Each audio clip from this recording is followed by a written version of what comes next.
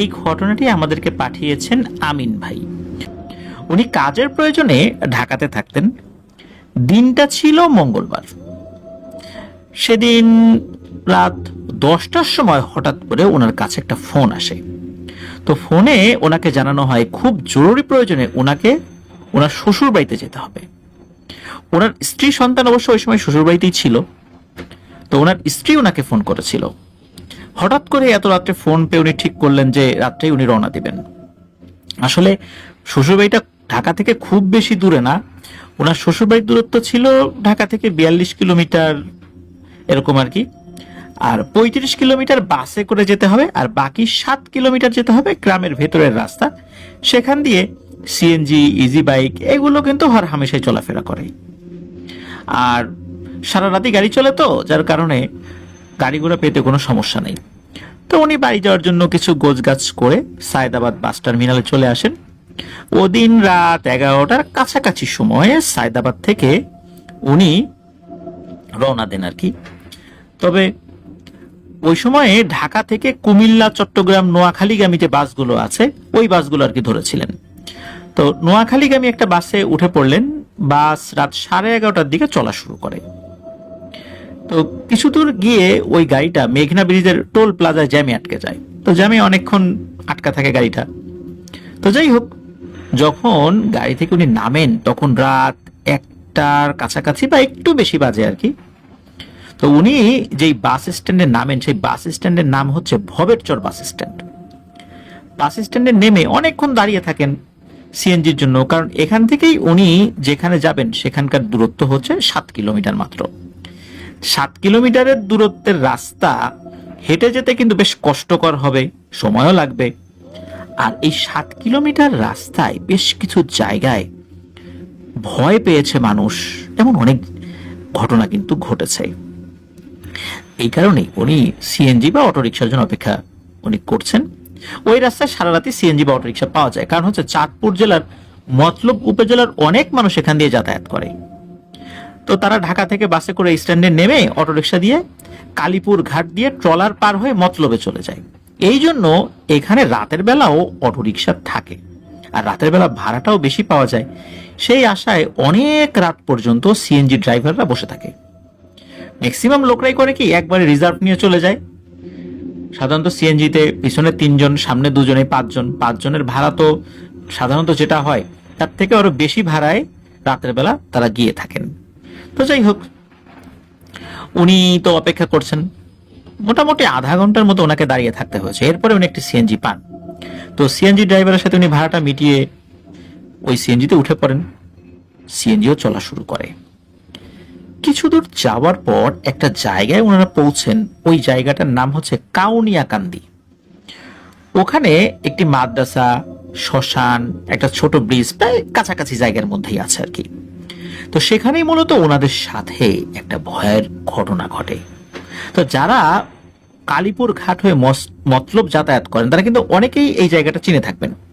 তো যাওয়ার সময় আগে ডান সাইডে মাদ্রাসা পড়ে, মাদ্রাসা থেকে 20-22 গজ সামনে বা একটু দূরে আর কি বাম পাশে শ্মশান, আর শ্মশান থেকে মোটামুটি 10 গজ সামনে ছোট ব্রিজ এরকম আর কি। তো ওনাদের সিএনজিটা যখন মাদ্রাসা, শ্মশান ক্রস করে ব্রিজের উপরে উঠবে আর কি, ব্রিজটা কিন্তু একটু উঁচু আর কি মাটি থেকে, মানে মাটি বলতে পিচ ঢালা রাস্তা আর কি, সেখান থেকে ব্রিজটা একটু উঁচু স্বাভাবিকভাবে যেটা থাকে আর কি। তো আস্তে আস্তে উঠতে উঠতে যেই না ওনাদের সিএনজি চালক তার সিএনজির সামনের চাকাটা ওই ব্রিজের উপর তুলেছেন, বা সিএনজির প্রথম চাকাটা মানে সামনের চাকাটা ব্রিজের উপর উঠেছে, ঠিক তখনই ওই সিএনজিটার স্টার্ট বন্ধ হয়ে যায়। আর স্টার্ট যেহেতু বন্ধ হয়ে গেছে, ওই সিএনজিটা আস্তে আস্তে পেছন দিকে যাওয়া শুরু করছে। মানে যেভাবে ঢালে দিক থেকে উপর দিকে উঠেছিল, আস্তে আস্তে ওইটা ঢালবে পেছন দিক দিয়ে নিচে নেমে যাচ্ছে। তো ড্রাইভার কি করছে, অনেকবার ব্রেক করছে, কিন্তু কোনোভাবেই ওই সিএনজিটা ওই ব্রেকে কাজ করছে না, মানে ব্রেক ধরছে না। সিএনজিটা সে তার মতো করে আস্তে আস্তে আস্তে আস্তে পেছন দিকে চলে যাচ্ছে। তো পেছন দিকে যেতে যেতে যেতে যেতে গাড়িটা একদম ঠিক শ্মশানের যে গেটটা ওই গেটের কাছে গিয়ে থেমে যায়। ব্যাপারটাকে ওনারা খুব স্বাভাবিকভাবেই নিয়েছেন, যেহেতু রাস্তা থেকে ব্রিজটা একটু উঁচু, আর রাস্তা থেকে ব্রিজে উঠতে গেলে শক্তিটা কিছুটা বেশি লাগে, তাই না? আর ওনাদের গাড়িটা তো হয়তো বা কম শক্তি দিয়ে ব্রিজে উঠতে চেয়েছে, তাই হয়তো বা গাড়ির আসলে ইঞ্জিনে কাজ করে নাই, উঠতে গিয়ে ইঞ্জিন বন্ধ হয়ে গেছে, এরকম হয় কিন্তু অনেক সময়। আর ওনাদের গাড়িটা যেহেতু ব্রিজের ঢালুতে বন্ধ হয়ে গেছে, তাই গাড়িটা স্বাভাবিকভাবেই তো ঢালবে, নিচে নেমে সমান্তরাল জায়গায় গিয়ে থামবে, এটাই তো স্বাভাবিক, তাই না? তো যখন নেমে ওই সমান্তরাল জায়গায় গিয়ে থেমে গেল, মানে ওই শ্মশানের যে গেটটা ওইখানে থেমে গেল, তখন গাড়ির ড্রাইভার গাড়িটা স্টার্ট দেওয়ার জন্য অনেক চেষ্টা করে। তবে অদ্ভুত ব্যাপার হলো, গাড়িটা কোনোভাবেই স্টার্ট নিচ্ছে না। ড্রাইভার গাড়ির গ্যাস চেক করে দেখে যে না, গ্যাসের পরিমাণ তো ঠিকই আছে। তিনি ইঞ্জিন চেক করেন, দেখেন ইঞ্জিনও ঠিক আছে, কোনো সমস্যা দেখা যাচ্ছে না। গাড়ির ব্যাটারি সহ অন্যান্য যত পার্টস পাতি রয়েছে সবকিছু গাড়ির ড্রাইভার চেক করেন, দেখলেন যে সবই ঠিক আছে, মানে আপাতত দৃষ্টিতে দেখে মনে হচ্ছে কোথাও কোনো সমস্যা নাই। তো ড্রাইভার আবার গাড়ি স্টার্ট দেওয়ার চেষ্টা করলো, কিন্তু গাড়ি স্টার্ট নিচ্ছে না। তখন এই আমিন ভাই ড্রাইভারকে জিজ্ঞেস করেন যে কি হয়েছে ভাই, গাড়ি কোনো সমস্যা হলো কিনা? তখন ড্রাইভার বলে, গাড়ি যে কি হলো ভাই বুঝতেছি না, সবই তো ঠিক আছে কিন্তু গাড়ি তো স্টার্ট নিচ্ছে না। ড্রাইভারের কথা শুনে মনে হলো যে ড্রাইভারটা মনে হচ্ছে ঠিক করে কথা বলতে পারছে না, একটু কাপা কাপা কণ্ঠে কথা বলছে। এক পর্যায়ে এই আমিন ভাই গাড়ি থেকে নেমে ড্রাইভারের কাছে গিয়ে দাঁড়ালেন এবং তাকে বললেন যে ভাই কোনো সমস্যা, কি হলো? তখন ড্রাইভার বলে ওঠে, আরে ভাই বলেন না তো, এই গাড়িটা বন্ধ হওয়ার আর জায়গা খুঁজে পেল না, এমন একটা জায়গায় এসে গাড়িটা ডিস্টার্ব দিল, কি আর বলবো। তখন এই আমিন ভাই ড্রাইভারের কথা শুনে উনি মনে করলেন যে ড্রাইভার হয়তো ভয় পেয়েছেন। তো ড্রাইভারের ভয় কাটানোর জন্য তাকে বিভিন্ন বিষয় জিজ্ঞেস করছেন আর কি, মানে এলোমেলো কিছু কথাবার্তা, যাতে করে ড্রাইভারের ভয়টা কমে বা ড্রাইভার একটু স্বাভাবিক হন, কারণ উনি খুব ভয় পেয়েছেন এটা বুঝতে পারছেন। কিন্তু দেখা গেল যে তার ওই কথাগুলো ড্রাইভার কানেই ঢুকছে না, মানে উনি আমলে নিচ্ছে না। কারণ হচ্ছে ড্রাইভার এতই ভয় পেয়েছে যে ভয় ক্রমাগত তার আরো বাড়ছে। এরপর আমিন ভাই বাধ্য হয়ে ড্রাইভারকে জিজ্ঞেস করলেন যে আচ্ছা ড্রাইভার ভাই, এই যে শ্মশান যেটার সামনে এখন দাঁড়ায় আছি, এই শ্মশানে কি এখনো লাশ পোড়ানো হয় নাকি এটা পরিত্যক্ত শ্মশান? কথা শুনে ড্রাইভার এই আমিন ভাইকে বলেন যে ভাই, এমন একটা সময় আপনি এই কথা জিজ্ঞেস করলেন, আর কোনো কথাই খুঁজে পাইলেন না, এই কথাটাই জিজ্ঞেস করতে হলো। আর এই জায়গাটা তো খুব ভয়ানক, এই জন্যই তো আমি খুব চিন্তিত। তখন এই আমিন ভাই আবার ড্রাইভারকে বললেন যে ভাই আসলে আপনি কি খুব ভয় পাইছেন? তো আপনি কি খুব ভয় পাইছেন, এই কথা শুনে ড্রাইভার আরো বিরক্ত হলো। বিরক্ত হয়ে বলছে যে আপনি ভাই চুপ থাকেন তো, আর কোনো কথা কেন না, আমি যে কিছু একটা শুনতেছি, দেখেন তো আপনিও সেটা শুনতেছেন কিনা, খুব খেয়াল করে শুনেন তো। তখন এই আমিন ভাই কিছু একটা শুনতে পান। শোনার পর উনি একটু কৌতূহলী চোখে ড্রাইভারের দিকে তাকান যে আসলে শব্দটা কোথা থেকে আসছে। তখন ড্রাইভার বলে, কিছু শুনতে পাইছেন? তাহলে বোঝেন এখন আমি একা না, আপনিও ভয় পাবেন। তো ওনার কথা শোনার সাথে সাথে আমিন ভাই তো চুপ হয়ে গেলেন এবং শোনা গেল যে শ্মশানের ভেতর থেকে ফিস ফিস করে কথা বলার আওয়াজ পাওয়া যাচ্ছে। অনেকগুলো মানুষ ফিস ফিস করে কথা বললে যেমনটা শোনা যায় ঠিক সেরকম। শ্মশানটার আশেপাশে দেয়াল দিয়ে ঘেরা ছিল আর সামনের দিকে একটা ছোট্ট লোহার গেট লাগানো ছিল। তো ফিস ফিস করে কথা বলার শব্দ শুনে শ্মশানের দিকে তাকিয়ে আমিন ভাই দেখতে পান যে অসংখ্য লম্বা লম্বা ছায়ামূর্তির অবয়ব দেখা যাচ্ছে, এরা হাঁটাহাঁটি করছে ভেতরে। তারা শ্মশানের ভিতরে কিছু একটা করছে আর নিজেদের মধ্যে কথা বলছে, আর তাদের প্রত্যেকের চোখ লাল, মনে হচ্ছে এগুলো চোখ না, চোখের ভেতর জ্বলন্ত কয়লা জল করে জ্বলছে। এটা কিন্তু আমিন ভাই একা দেখেছেন তা কিন্তু না, ওই সিএনজি ড্রাইভার উনিও কিন্তু দেখছেন। তো এই সমস্ত জিনিস ঘটছে, ওনারা দুজন তো মারাত্মক ভয় পাচ্ছেন, ওনারা যে কি করবেন বুঝতে পারছেন না। ওনারা যে যার মতো দোয়া দরুদ পড়ছেন, কিছুতেই কোনো কাজ হচ্ছে না। ড্রাইভার তো গাড়ি স্টার্ট দেওয়ার চেষ্টা করেই যাচ্ছেন। এক পর্যায়ে ড্রাইভার এই আমিন ভাইকে বলেন যে ভাই গাড়িটা পেছন দিক থেকে ধাক্কা দেন, সামনে যেহেতু উঁচু তো এই জায়গাটা তো আসলে এখন নিয়ে যাওয়া সম্ভব না ধাক্কা দেওয়া ছাড়া। যদি ব্রিজের উপর গাড়িটা উঠাতে পারি তাহলে হয়তোবা কোনো একটা ঘটনা ঘটতে পারে, মানে স্টার্ট নিতে পারে। এখন যেহেতু যেই জায়গাটাতে এসে গাড়িটা থেমে গিয়েছিল এটা ওই জায়গাটা সমান্তরাল, মানে ঢালু থেকে নেমেই যে সমান্তরাল ওই জায়গাতে, এখন ওখান থেকে ধাক্কা দিলেই তো আবার উঁচু, তখন আবার শক্তি বেশি প্রয়োজন হবে। এই জন্য গাড়িটা কি করলেন, ওটা আরেকটু সমান্তরালের দিকে পেছন দিকে ঠেলে নিলেন, ওইখান থেকে ধাক্কা দিতে হবে। ওনারা যখন পেছন দিকে কিছুটা নিলেন এইটুকু ওনারা নিতে পেরেছেন স্বাভাবিক, কিন্তু ওইখান থেকে গাড়ি যখন ধাক্কা দিবেন, অদ্ভুত ব্যাপার, এক চুলও নড়াতে পারছিলেন না গাড়িটা। দুজন মিলে মানুষ গাড়ি ধাক্কা দিচ্ছেন, কিন্তু না, এক চুল পরিমাণ নাড়াতে পারছেন না। পেছন দিকটাতে নিলে গাড়ি আসে, কিন্তু কোনোভাবে সামনের দিকে যায় না। তো এই সিএনজি চালক উনি বেশ এবার ভয় পাচ্ছেন। ভয় পাওয়াটাই স্বাভাবিক, একে তো এই ধরনের ঘটনা ঘটছে, তারপর আবার গাড়ি সামনের দিকে আগায় না। উনি চিন্তা করলেন চাকায় কোনো সমস্যা কিনা, না সেটাও কোনো সমস্যা না, উনি সেটাও চেক করলেন। গাড়িতে তো মাত্র দুজন লোক, ড্রাইভার এবং পিছনে আমিন ভাই, কারণ আমিন ভাই তো গাড়িটা রিজার্ভ করে নিয়ে আসছিলেন।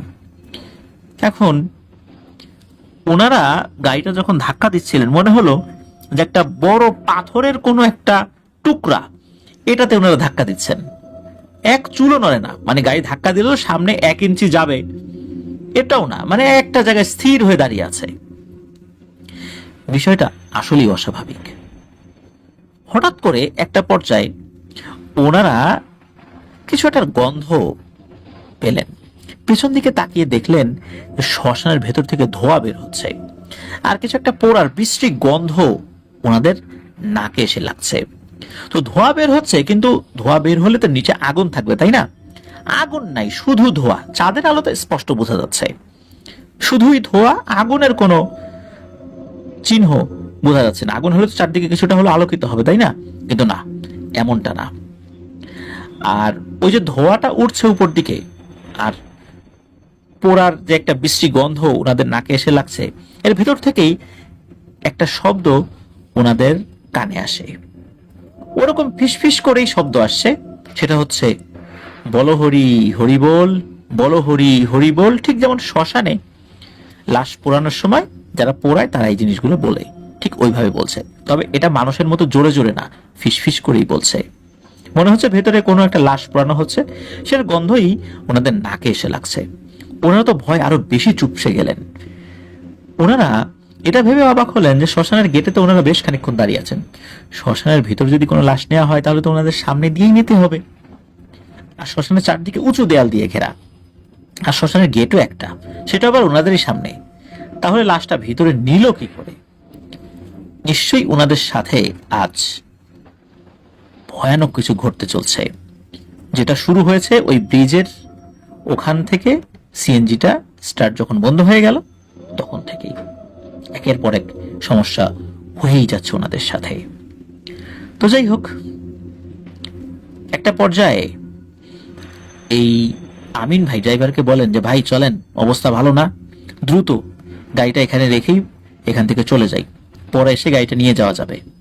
তখন ড্রাইভার বলল, এখানে রাস্তার মাঝে গাড়ি রেখে চলে যাব, গাড়িটা যদি চুরি হয়ে যায় বা অন্য দিক থেকে কোনো গাড়ি এসে যদি আমার গাড়ির সাথে গুতা লাগাই দেয় তাহলে তো আমার বিশাল লোকসান হয়ে যাবে, আমি গরিব মানুষ, এই গাড়িটা আমার একমাত্র উপার্জনের রাস্তা, এটার যদি কোনো ক্ষতি হয় আমি বাঁচবো কিভাবে? ভাই আপনার যদি যেতে হয় আপনি একা চলে যান, যতই ভয় হোক, যতই যা কিছু আসুক, পিশাচ আসুক, আমাকে খেয়ে ফেলুক, আমি আমার গাড়ি রেখে কোথাও যাব না। কারণ আমি যদি যাই আমার বউ বাচ্চা না খেয়ে মরবে, যদি আমি যদি এই গাড়ি ছাড়া চলে যাই, গাড়ি যদি কোনো কিছু হয়। সুতরাং আমি তো আমার পরিবারকে মৃত্যুর মুখে ঠেলে দিতে পারি না এই ভয়ের কারণে, আমার কপালে যদি মৃত্যু থাকে হবে, ভাই আপনি চলে যান। তো ড্রাইভারের এই কথা শুনে আমিন ভাইয়েরও খারাপ লাগলো। তখন আমিন ভাই চিন্তা করলেন যে না, যে করেই হোক ড্রাইভারকে একা রেখে উনি কখনোই এখান থেকে যাবেন না, ওনাকে বিপদে ফেলে রেখে যাওয়াটা ঠিক হবে না। কিন্তু আল্লাহর কাছে সাহায্য চাচ্ছেন, আল্লাহ কি হবে, মানে এতক্ষণ তো শ্মশানের ভিতরে যা কিছু হচ্ছে এগুলো যদি বাইরে বের হয়ে আসে তাহলে ওনাদের পরিণতি কি হবে? আমিন ভাই ড্রাইভারকে বললেন, ভাই আমি আপনাকে ছেড়ে কোথাও যাব না, অপেক্ষা করেন ফজরের আজান না হওয়া পর্যন্ত, আশা করছি ফজরের আজান দিলে সবকিছু ঠিক হয়ে যাবে ইনশাল্লাহ, আমি আপনার সাথেই আছি, চিন্তা করবেন না। তো যাত্রী মানে এই আমিন ভাইয়ের কথা শুনে ড্রাইভার আশ্বস্ত হলেন, একটু সাহসও ফিরে পেলেন। ওনারা কি করেছেন, দুজন গাড়িতে গিয়ে বসলেন, যে বাইরে থাকা যাবে না, বাইরে থাকলে সমস্যা হচ্ছে। তো গাড়িতে বসার কিছুক্ষণের মধ্যেই নতুন আরো একটা সমস্যা এসে যোগ হলো। সেটা হলো গাড়ির ভেতরে প্রচন্ড গরম, এমন গরম মনে হচ্ছে কেউ গাড়ির নিচে আগুন ধরিয়ে দিয়েছে আর ওনারা আগুনের উপরে বসে আছেন। গাড়ির ভেতরে টিকতে না পেরে ওনারা আবার গাড়ির বাইরে বের হয়ে আসেন। ওনাদের 10 হাত পেছনে যে একটা মাদ্রাসা রয়েছে সে কথা কিন্তু ওনারা ভুলেই গিয়েছিলেন ওই ঘটনাগুলোর আকস্মিকতায়। তো ওনারা গাড়ির চারপাশে হাঁটাহাঁটি করতে লাগলেন। কি করবেন, ভিতরে ঢুকতে পারতেছেন না, প্রচন্ড গরম। মনে হচ্ছে কোন একটা মায়াজাল ওনাদেরকে এখানে বন্দী করে রেখেছে। অল্প কিছু সময় ওনারা দেখতে পেলেন ওনাদের বিপরীত দিক থেকে একটা গাড়ি আসছে, মানে ওই ব্রিজের উপর থেকে ওনারা যেদিকে যাচ্ছিলেন ওই দিকটা থেকে একটা গাড়ি আসছে। ওটা দেখে ওনারা তো একটু দুজন মনে মনে সাহস খুঁজে পেলেন। তো সেই গাড়িটাতে ওনারা দেখতে পেলেন যে ড্রাইভার আছে, পেছনে যাত্রী আছে বলে মনে হচ্ছে না। তো ওনারা থামার ইশারা দিলেন। তো গাড়িটা ওনাদের এসে থামলো, সামনে এসে থামলো। তো দেখলেন যে গাড়িতে শুধু ড্রাইভারই আছে, কোনো যাত্রী নেই। মূলত ওই ড্রাইভার সাহেব যাত্রী নামিয়ে দিয়ে আবার ওই স্ট্যান্ডে আসছিলেন আর কি যাত্রী নেওয়ার জন্য। অত রাত্রেবেলা তো ফেরার পথে যাত্রী পাওয়া যায় না, এই জন্য আর কি গাড়িটা ফাঁকাই আসছিল। তো ওই যে ড্রাইভার উনি আবার দাড়ি টুপিওয়ালা একটা হুজুর মানুষের মতো আর কি। তো উনি তো এই যে আমিন ভাই আর ওই ড্রাইভারকে জিজ্ঞেস করলেন যে কি ভাই কি হয়েছে। তখন ওনারা দুজনই সব ঘটনা খুলে বলেন। তো উনি সিএনজিটা রাস্তার একপাশে দাঁড় করিয়ে গাড়ি থেকে নামেন। উনি নামার পরেও কিন্তু ঠিক একই রকম ভাবে ওই শ্মশানের মধ্যে ওই ঘটনাগুলো কিন্তু ঘটে চলছিল, এটা কিন্তু উনিও দেখছিলেন। তো উনি দ্রুত নেমে ওনাদের এই গাড়িটা স্টার্ট দেওয়ার চেষ্টা করলেন, কিন্তু স্টার্ট নিল না। উনি গাড়ির ইঞ্জিন অন্যান্য পার্টস গুলো চেক করলেন অল্প সময়ের মধ্যে, উনিও কোনো সমস্যা খুঁজে পেলেন না। এরপর গাড়িটা ধাক্কা দিয়ে স্টার্ট দেওয়ার চেষ্টা করলেও ঠিক একই রকম ভাবে ওই গাড়িটা 1 ইঞ্চি নড়ছে না। 3 জন মিলেও 1 ইঞ্চি নাড়াতে পারলেন না।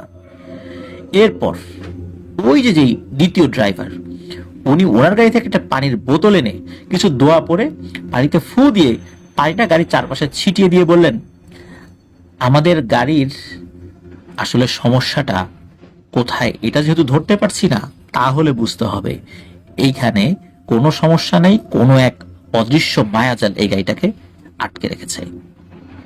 তো এই বলে উনি এই পানিটা চারপাশে ছিটিয়ে দিলেন। তখন ওই ড্রাইভার মানে ওই হুজুর ড্রাইভার এই গাড়ির ড্রাইভারকে বলেন যে এবার আপনি স্টার্ট দেন তো ভাই। অদ্ভুত ব্যাপার, কয়েকবার চেষ্টা করার পরেই গাড়িটা স্টার্ট নিল। তখন ওই হুজুর ড্রাইভার বলেন যে দ্রুত এখান থেকে সামনে চলে যান, আর যেতে যেতে যেতে যেতে যদি কোনো সমস্যা হয় তাহলে এই বোতলে যে অবশিষ্ট পানি আছে সেগুলো গাড়িতে ছিটিয়ে দেবেন, আশা করছি আর ইনশাল্লাহ কোনো সমস্যা হবে না। তো এই যে যে ব্যাপারগুলো এই পানির ছিটানোর পর পরে কিন্তু এই যে এতক্ষণ যে ঘটনাগুলো ঘটছিল সবকিছু স্বাভাবিক হয়ে গেল। ওই শ্মশানেও আর কোনো ধোঁয়া নাই, কিচ্ছু নাই, একদম স্বাভাবিক। অথচ ওই পানিটা দেওয়ার আগে কিন্তু এই ধরনের সমস্যা চলছিল। যাই হোক, ওই হুজুর কিন্তু সাধারণ মানুষই, উনি কিন্তু অস্বাভাবিক কোনো অবয়ব না যে তাকে হঠাৎ করে দেখা গিয়েছে সিএনজি নিয়ে আসছে উপকার করতে আসছে, বিষয়টা এরকম না। উনি ওই এলাকারই লোক, যাকে ওই ড্রাইভারও চিনতেন, অতটা চেনা পরিচিত ছিল না আর কি। তো যাই হোক, ওই হুজুর ড্রাইভারকে ধন্যবাদ জানিয়ে ওনারা গাড়ি নিয়ে গন্তব্যের উদ্দেশ্যে রওনা হলেন। তো ব্রিজটা পারও হয়ে গেলেন।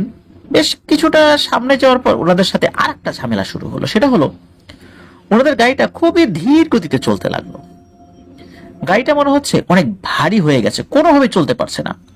ওনাদের গাড়ির গতিটা এত কমে গেল যে কোনো মানুষ যদি গাড়ির সাথে পাল্লা দিয়ে হেঁটে যায় সেই মানুষটা ওই গাড়ি থেকে আগে চলে যেতে পারবে।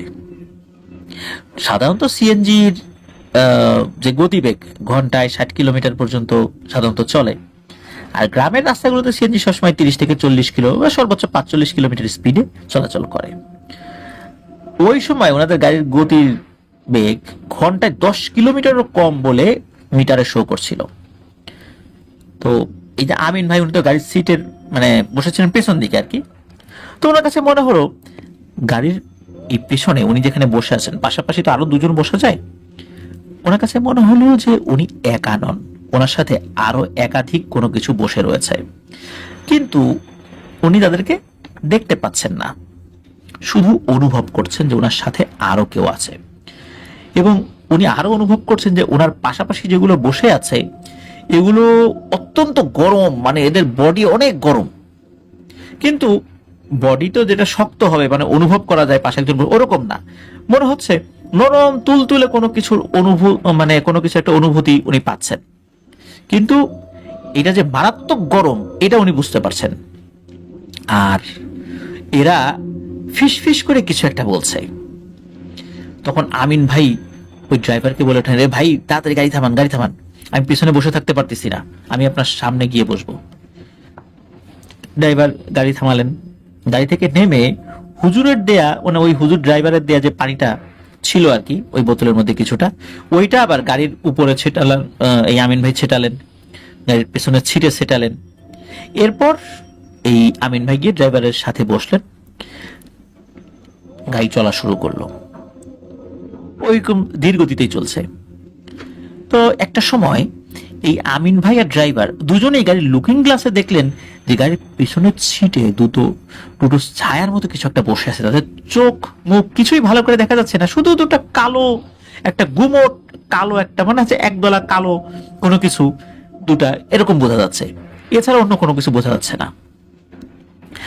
আর এইটা দেখতে দেখতে ঘটে আরো একটা ঘটনা, সেটা হচ্ছে ওনারা যেদিক দিয়ে গাড়ি নিয়ে যাচ্ছিলেন হঠাৎ করে দেখেন সামনে একটা সাদা ঘোড়ার মতো কিছু একটা, কিন্তু এটার মাথা নাই, এই জিনিসটা দাঁড়িয়ে আছে।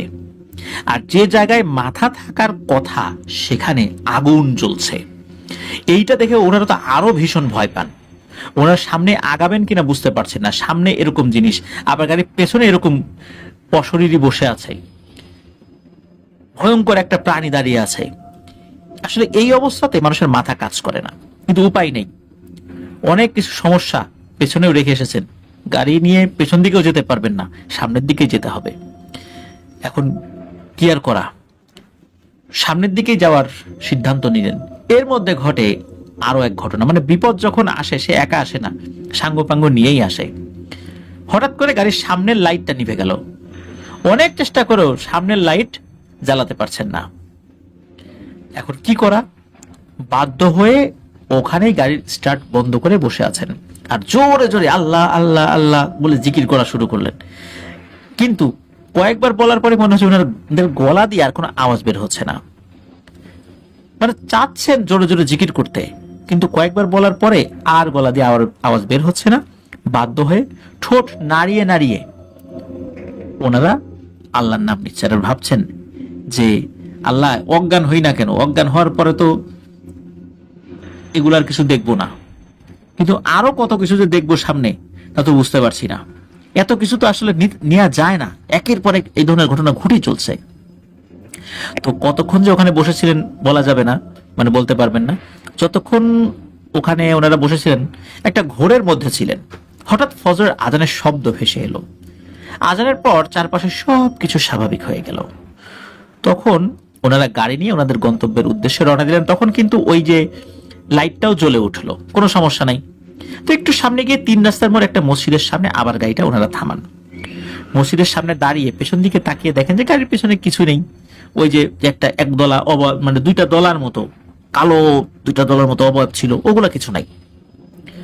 তখন মোবাইলে ওনারা দেখলেন যে সকাল 5টা, বাস স্ট্যান্ড থেকে 7 কিলোমিটার দূরত্বের রাস্তা আসতে সর্বোচ্চ 20 মিনিট লাগার কথা। সেই রাতে ওই স্ট্যান্ড থেকে গন্তব্যে আসতে সময় লেগেছে প্রায় 4 ঘন্টা। ওই রাতের পর থেকে ওই সিএনজি ড্রাইভার কখনোই রাতের বেলা আর গাড়ি চালাতেন না, দিনের বেলায় চালাতেন। আর আরো বেশ কিছুদিন পরে উনি গাড়ি চালানো ছেড়ে দিয়েছিলেন। আর ওই ড্রাইভারের বাড়ি ছিল হচ্ছে বগুড়াতে। তো অন্যান্য যে ড্রাইভার ছিল পরবর্তীতে এই আমিন ভাই কথা বলেছিলেন অন্যান্য সময় যখন শ্বশুরবাড়িতে গিয়েছিলেন, তো বলেছেন যে উনি আর এইদিকে গাড়ি চালান নাই, অল্প কিছুদিন দিনের বেলা গাড়ি চালাচ্ছেন, পরে উনি বগুড়ায় চলে গেছেন। তো এটাই ছিল ঘটনা। তো এই ঘটনার পরে অন্য কোনো ঘটনা, মানে ওই যে ওই রাত্রে যে এই জিনিসগুলো দেখেছেন, এটা দেখার পর যে স্বপ্নে ভয়ানক স্বপ্ন দেখা বা তার সাথে এই জিনিসগুলো লেগে থাকা, এই ধরনের ঘটনা ঘটেনি। আর এরপর থেকে শ্বশুরবাড়ি গেলে উনি দিনের বেলাতেই যাওয়ার চেষ্টা করতেন, রাতের বেলাতে আর উনি যান নাই। সবসময় দিনের বেলাতেই ওই দিক দিয়ে আসা যাওয়া করেন যখন শ্বশুরবাড়ি যান আর কি। এখন যে ঘটনাটি আপনাদের সাথে শেয়ার করব, এই ঘটনাটি আমাদেরকে পাঠিয়েছেন, নাম হচ্ছে মোহাম্মদ গোলাম রাব্বি। মূলত ওই গোলাম রাব্বি ভাই নিজেই এই ঘটনাটি প্রত্যক্ষ করেছিলেন, তখন ওনার বয়স ছিল কম।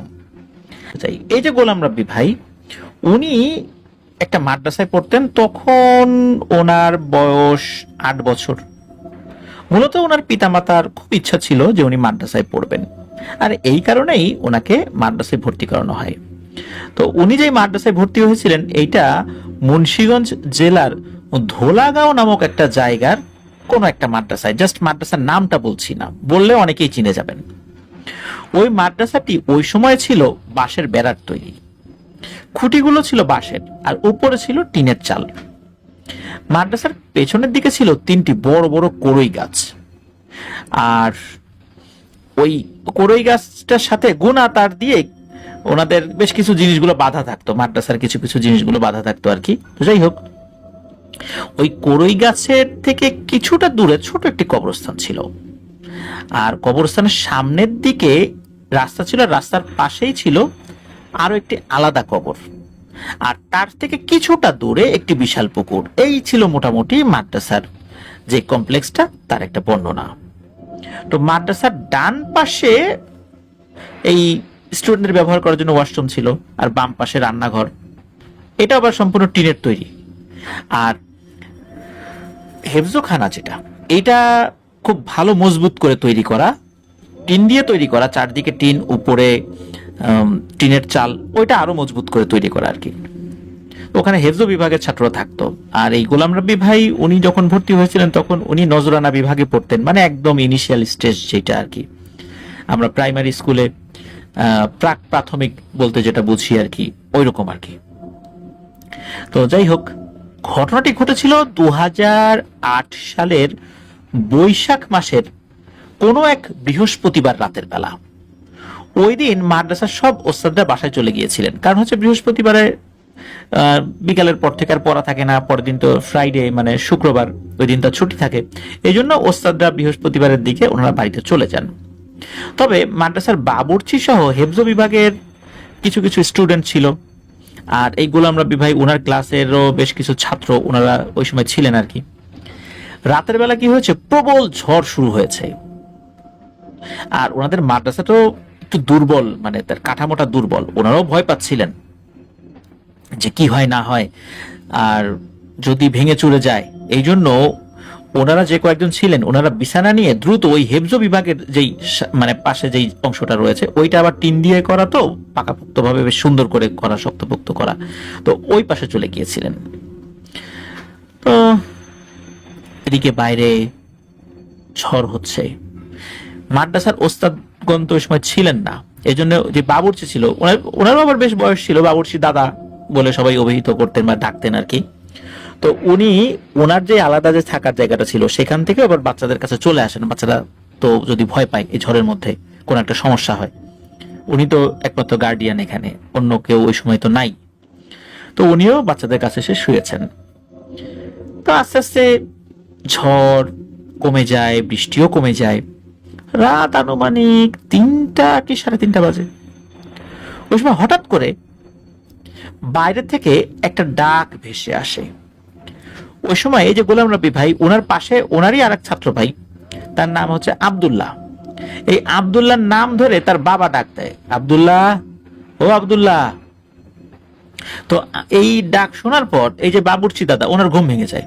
উনি আবার উঠে ওই আব্দুল্লাহর বিছানার কাছে গিয়ে ডাকতে থাকে, এই আব্দুল্লাহ, আব্দুল্লাহ ওঠ, তোর আব্বা আসছে। তো বাইরে থেকে কিন্তু ডেকেই যাচ্ছে, এই আব্দুল্লাহ ওঠ ওঠ, কই রে তুই। এখন এই যে ডাকাডাকি, এটা কিন্তু যে শুধু এই বাবুর্চি দাদা শুনেছেন তা না, ওখানে আরো যারা স্টুডেন্ট ছিল, ওই যে যখন বাবুর্চি দাদা আব্দুল্লাহকে ডাক দিয়েছেন, আরো কয়েকজন স্টুডেন্টের ঘুম ভেঙে গেছে, তারাও কিন্তু বাইরে থেকে ওই আব্দুল্লাহ আব্দুল্লাহ ডাক এরা কিন্তু শুনছে। আর গোলাম রাব্বি ভাই, ওনার বয়স তো 8 বছর, উনিও কিন্তু ওই ডাক শুনেছেন। এখন আব্দুল্লাহর ঘুম আবার খুব গভীর, ও ঘুমালে সহজে মানে উঠতে পারতো না, অনেক ডাকাডাকি করার পর সে উঠতো। হঠাৎ করে কি হয়, এই আব্দুল্লাহ আব্দুল্লাহ বলে ডাক, আব্দুল্লাহর বাবা আবার বেশ পরিচিত ছিল সব স্টুডেন্টদের কাছে, যে কারণে আব্দুল্লাহর বাবার সাথে ওই বাবুর্চি দাদারও পরিচয় ছিল। বাবুর্চি দাদা ওই গলা শুনে বুঝতে পেরেছেন এটা আব্দুল্লাহর বাবা। হঠাৎ করে কি হয়েছে, এই যে মুহতামিম হুজুর মানে মাদ্রাসার যিনি প্রধান শিক্ষক, উনি বাইরে থেকে বলে উঠছে, এই আব্দুল্লাহ কিরে, উঠিস না কেন, তোর আব্বা ডাকতেছে, শুনিস না কেন, ওঠ, অনেকক্ষণ ধরে ডাকতেছে। ওই সময় মাদ্রাসার সকলেই চমকে যান, ওই বাবুর্চি দাদা সহ। কি ব্যাপার, মুহতামিম হুজুর তো এখন আসার কথা না, উনি তো বিকেল বেলায় বাড়িতে চলে গেছেন, ওনার বাড়িতে অনেক দূরে, উনি এই ঝড় বাদলের রাত্রে আসবেন কেন? আব্দুল্লাহর বাবা আসতে পারে তার ছেলেকে নেওয়ার জন্য, কোনো কারণে রাতের বেলা বাড়িতে প্রয়োজন হতেই পারে, বাড়ি তো খুব বেশি দূরে না, মুহতামিম হুজুর কেন আসবে? তো এই কথা চিন্তা করতে করতেই এই বাবুর্চি দাদা কি করেছে, উনি ওই দরজাটা খুলতে যাচ্ছিল, এর মধ্যেই ঘটে আসল ভয়ের ঘটনা। হঠাৎ করে এই বাবুর্চি দাদার কণ্ঠে বলে ওঠে বাইরে থেকে, হে গোলাম রব্বি, দরজাটা খোল।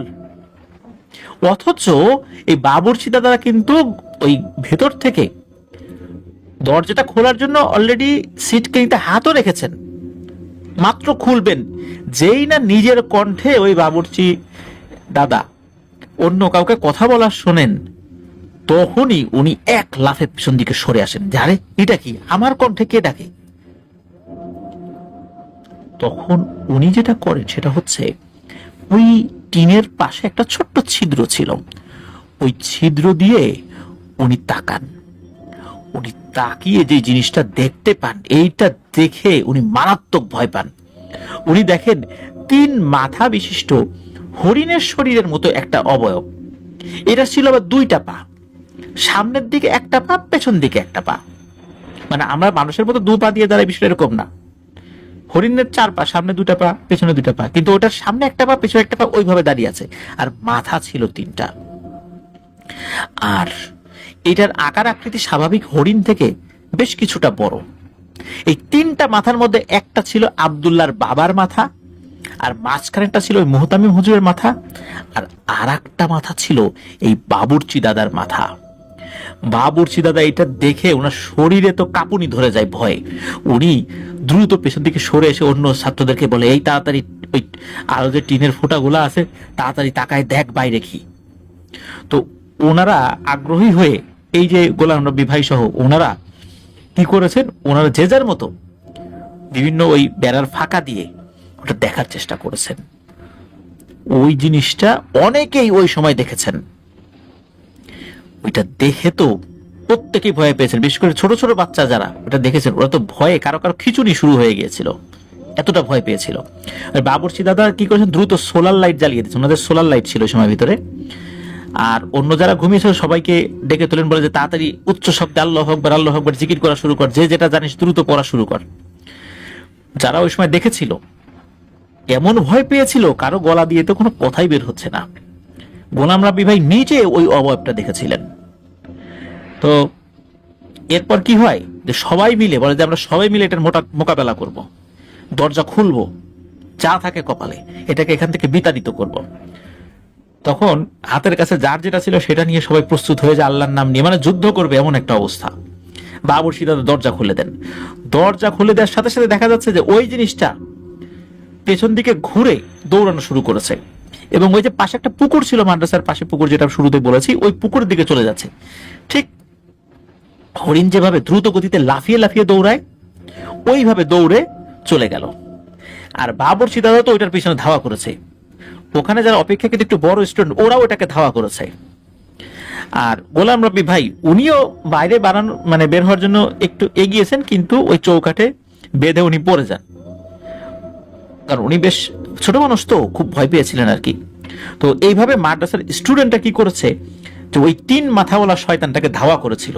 ভয় তারা পেয়েছিলেন এটা সত্য, কিন্তু ওরা ওটাকে ধাওয়া করে ওখান থেকে বিতাড়িত করেছিল। তো এমন একটা ঘটনা, এই জিনিসটা ওই মাদ্রাসার অনেক স্টুডেন্ট দেখেছিল। প্রিয় লিসেনার্স, আমরা কি দেখি, এই ধরনের ঘটনা ঘটলে ভয়ে আমরা পালিয়ে যাই, কিন্তু দেখেন স্টুডেন্টদের সাহস কত, আল্লাহ তাদেরকে কতটা সাহস দিয়েছেন যে ওরা ওইটাকে ধাওয়া করেছে, ধাওয়া দিয়ে ওটাকে বিতাড়িত করেছে। চলুন মূল ঘটনাতে চলে যাই। এই ভাইয়ের বাড়ি কিশোরগঞ্জ জেলার কুলিয়ারচর থানার ফরিদপুর ইউনিয়নে, তবে নির্দিষ্ট করে গ্রামটি বলছি না সঙ্গত কারণে। আর ঘটনাটি ওনার প্রতিবেশীর সাথেই ঘটেছিল, একটি সত্য ঘটনা, যার প্রত্যক্ষ এবং পরোক্ষ সাক্ষী উনি নিজে, ওনার পরিবার এবং এলাকার আরো অনেকজন। ঘটনাটি শুরু হয় 2020 সালের এপ্রিল মাসে। প্রথমে যে জায়গাটাকে কেন্দ্র করে ঘটনাটির সূত্রপাত হতে হয় আর কি, সেই জায়গার কিছুটা বর্ণনা দেই। এই জায়গাটি হচ্ছে ওনাদের গ্রামের কেন্দ্রীয় ঈদগাহ মাঠ এবং কেন্দ্রীয় গোরস্থানের পার্শ্ববর্তী রাস্তায়, যার 500 মিটারের ভিতরে কিন্তু কোনো ঘরবাড়ি নেই, আর ওটার পশ্চিম পাশে জঙ্গল রয়েছে। আর এই জঙ্গলটাই হলো ওনাদের পাড়ার প্রধান রাস্তা। ঘটনাটি ঘটে ওনার এক প্রতিবেশীর সাথে, আর ঘটনাটি উনি ওনার মতো করে বলেছেন। তবে ঘটনাটি যার সাথে ঘটেছিল তার ছদ্মনামটা ব্যবহার করা হয়েছে, এবং কেন ছদ্মনামটা ব্যবহার করা হয়েছে এটা আমরা ঘটনার শেষে বর্ণনা করব ইনশাল্লাহ। আর সালটা একটু মনে রাখবেন, 2020 সালের এপ্রিল মাস, কারণ এই সালের সাথে বেশ কিছু ব্যাপার রয়েছে যেগুলো আমরা ঘটনার মাঝখানে জানতে পারবো। তো চলুন মূল ঘটনাতে চলে যাই। তো ওনাদের খুব নিকটতম একজন প্রতিবেশী, তার নাম হচ্ছে হোসেন। এই হোসেন ভাইয়ের 2 বোন আর উনি, মানে টোটাল 3 ভাই বোন। বোনদের যার যার মতো বিয়ে হয়ে যাওয়ায় হোসেন ভাইয়ের মা বাবার দায়িত্ব হোসেন ভাইয়ের উপরে এসে পড়ে।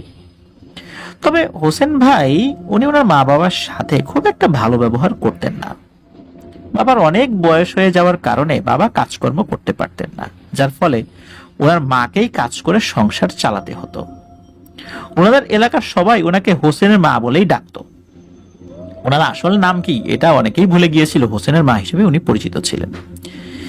এই হোসেনের মা সম্পর্কে কিছু কথা বলা উচিত না হলেও বলতে হচ্ছে, এই কারণে কিন্তু আমরা ছদ্মনামটা ব্যবহার করেছি, আসল নামটা আমরা ব্যবহার করিনি। উনি খুবই ঝগড়াটে প্রকৃতির ছিলেন এবং একগুঁয়ে টাইপের মানুষ ছিলেন। এছাড়া ওনার কিছু বদ অভ্যাস ছিল। এর মধ্যে উনি যেমন বিড়ি খেতেন, অযথা মানুষকে গালিগালাজ করতেন, পায়ে পড়ে ঝগড়া করা, গায়ে পড়ে ঝগড়া করা, পায়ে পড়ে ঝগড়া, যেটা বলি আর কি, এগুলো ওনার নিত্যদিনের অভ্যাস ছিল। আর উনি ওনার স্বামীকে অনেক কষ্ট দিতেন। উনি ছিলেন ওনার স্বামীর দ্বিতীয় স্ত্রী, আর হোসেন ভাইরা ছিলেন হচ্ছে ওনার বাবার দ্বিতীয় ফ্যামিলির সন্তান। প্রথম ফ্যামিলি আর দ্বিতীয় ফ্যামিলির মধ্যে বনিবনা না হওয়ায় তারা এই আমাদের এই মাজহারুল ভাইদের বাড়ির পাশে জায়গা কিনে বাড়ি করে থাকতে শুরু করেন। তো প্রিয় লিসেনার্স, একজন সম্পর্কে আমরা কেন নেতিবাচক কথাগুলো বললাম এটা আমরা পরে বলবো। চলুন মূল ঘটনার ভিতরে ঢুকলে তখন বুঝতে পারবেন। এই বিষয়গুলো না বললে ঘটনার থেকে আপনাদের কিছু প্রশ্ন উদিত হতো। এই জন্যই মূলত এই হোসেনের মা সম্পর্কে কিছু কথা বলে নেয়া। তো এই হোসেন ভাইয়ের বাবার বয়স ছিল কিন্তু 90-এর উপরে। হোসেন ভাইয়ের বাবা হোসেন ভাইয়ের মার সাথেই থাকতেন। তো ওনাদের গ্রামে কিন্তু পুরুষ কামলার পাশাপাশি মহিলা কামলাও পাওয়া যেত। আর কামলা কি এটা তো আমরা অনেকেই জানি, টাকার বিনিময়ে যারা বিভিন্ন ধরনের কাজ করে, বিশেষ করে ধান কাটা, পাট কাটা, বিশেষ করে কৃষিকাজের সাথে যারা জড়িত থাকে এদেরকে আমরা কামলা বলে থাকি আর কি। এটা আমাদের একটা গ্রামীণ পারিভাষিক শব্দ। তো এরকমই একদিন ঈদগাহ মাঠের পাশে একটি কাকরোল ক্ষেত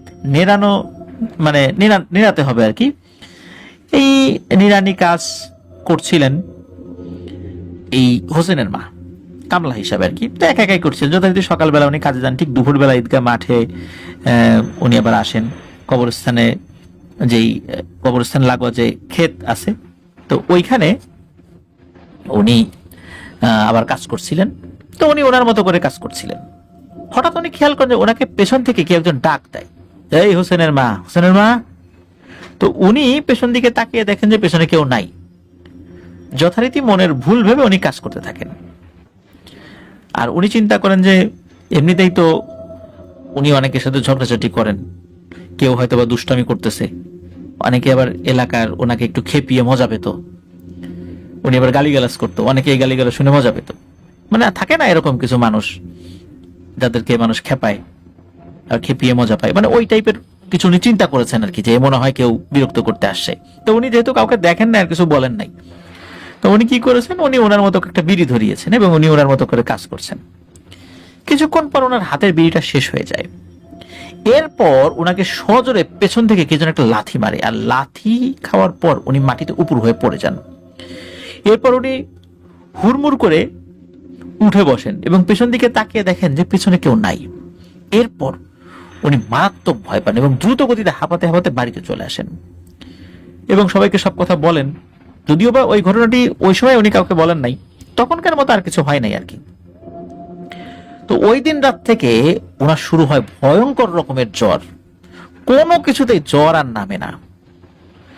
কোনো ডাক্তার দেখানো ওই সময় সম্ভব ছিল না, কারণ হচ্ছে করোনা ভাইরাসের কারণে সারা দেশে লকডাউন চলছে। তখন কেউ যদি শুনতো যে কোনো বাড়িতে কারো জ্বর এসেছে, তখন ওই বাড়ির আশেপাশে কেউ যেত না। মানুষরা কি করতো, তাদেরকে এক ঘরে করে দিত, এমন একটা অবস্থা। আমরা তো ওই সময়ের প্রেক্ষাপট, প্রিয় লিসেনার্স, আমরা অনেকেই জানি ওই ধরনের সিচুয়েশন আমরা পার করে এসেছি। এই জন্যই মূলত আমি 2020 সালের এপ্রিল মাসের কথাটা স্মরণ রাখতে বলেছিলাম আপনাদেরকে। তো হোসেন ভাইয়ের যে বাড়ি, এটা তো আমাদের এই যে মাজহারুল আলম ভাই যিনি ঘটনা পাঠিয়েছেন পাশাপাশি আর কি, তো ওনাদের প্রতিবেশী হওয়ায় আপদে বিপদে কিন্তু একে অন্যের খোঁজ খবর নিতেন, ওনারাও যেতেন। সেই সুবাদে এই মাজহারুল আলম ভাইয়ের মা উনি খোঁজ খবর নিয়ে মানে যখন নিতে গিয়েছেন, তখন মূলত এই ঘটনাটি জানতে পারেন যে আসলে কি হয়েছিল ওনার সাথে। শুরুতে বলেন নাই কাউকে আর কি। তো এই ঘটনা যখন এই মাজহারুল ভাইও জানেন, তখন মাজহারুল ভাই হোসেন ভাইকে বলেন যে ভালো একজন কবিরাজ দেখান তো ভাই তাড়াতাড়ি, ব্যাপারটা তুচ্ছ তাচ্ছিল্য করেন না। কিন্তু হোসেন ভাই ব্যাপারটাকে তুচ্ছ তাচ্ছিল্য সুরে মানে উড়ায় দেন আর কি। ঠিক 3 দিনের মাথায় হোসেন ভাইয়ের মা মারা যায়। মারা যাওয়ার পর মৃত ব্যক্তির লাশ গোসল করানোর জন্য কোনো মানুষই খুঁজে পাওয়া যাচ্ছিল না, কারণ তখন যারা গোসল করাতো, বিশেষ করে লাশ গোসল করাতো, তারাও আসতে চাচ্ছিল না, কারণ করোনা ভাইরাসে মারা গেল কিনা, 3 দিনের মাথায় মারা গেল হঠাৎ করে জ্বর। তো এখন করোনা ভাইরাসে মরছে, বলতেছে যে ভয় পায় মরছে, এই ধরনের কথাও অনেকে বলছিল। কারণ ওই সময়ে এইগুলো বললে হয়তো বা মানুষজন তার গোসল দিতে আসতো। উনি যে করোনা ভাইরাসে মারা গেছেন এই বিষয়টা তো লুকানোর জন্য এই ধরনের একটা ফন্দি ফিকির করেছে, গল্প সাজিয়েছে, এই টাইপের চিন্তাও কেউ কেউ করেছেন। হয়তো তাদের এই চিন্তাটা ভুল ছিল, কারণ ওই সময় প্রেক্ষাপটে অনেকে এই ধরনের চিন্তা করবে, এটাই স্বাভাবিক। এখন কি আর করা, এই মাজহারুল আলম ভাইয়ের মা, হোসেন ভাইয়ের স্ত্রী, এই দুজন মিলে হোসেন ভাইয়ের মাকে বা মায়ের লাশকে গোসল করান। গোসল করাতে গিয়ে ওনার একটা ব্যতিক্রমী জিনিস আবিষ্কার করেন, সেটা হলো লাশের পেছনে মানে পিঠ বরাবর একটি কালো আঘাতের ছাপ খুবই স্পষ্টভাবে দৃশ্যমান হয়ে আছে। তবে আঘাতটা কিসের এটা বোঝা যাচ্ছিল না, মনে হচ্ছে ভারী কিছু দিয়ে আঘাত করা হয়েছে, তবে কোনো আঙ্গুলের ছাপ স্পষ্ট ছিল না। তো যথারীতি ধর্মীয় রীতি রেওয়াজ অনুসারে তাকে গোসল এবং দাফন করানো হয়।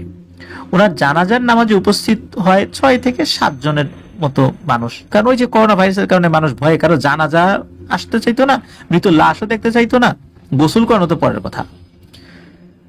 মূলত যেদিন দাফন করা হয় ওই দিন রাত থেকেই শুরু হয় আসল ঘটনা। ওনাদের পাড়ার প্রত্যেকটা বাড়িতেই ঠিক গভীর রাতে একটি ঘটনা ঘটা শুরু করে। গভীর রাতে মোটামুটি 1টা-1:30টার পরে কেউ একজন কান্না করছে এবং বাড়ির পাশ দিয়ে হাঁটছে। কারো কারো দরজায় একবার কড়া নাড়ে, কারো কারো জানালায় টোকা দেয়। কেউ যদি জিজ্ঞেস করে কে, বাইরে থেকে কোনো উত্তর নাই। কিছুক্ষণ পর আবারও সে কান্নার শব্দ।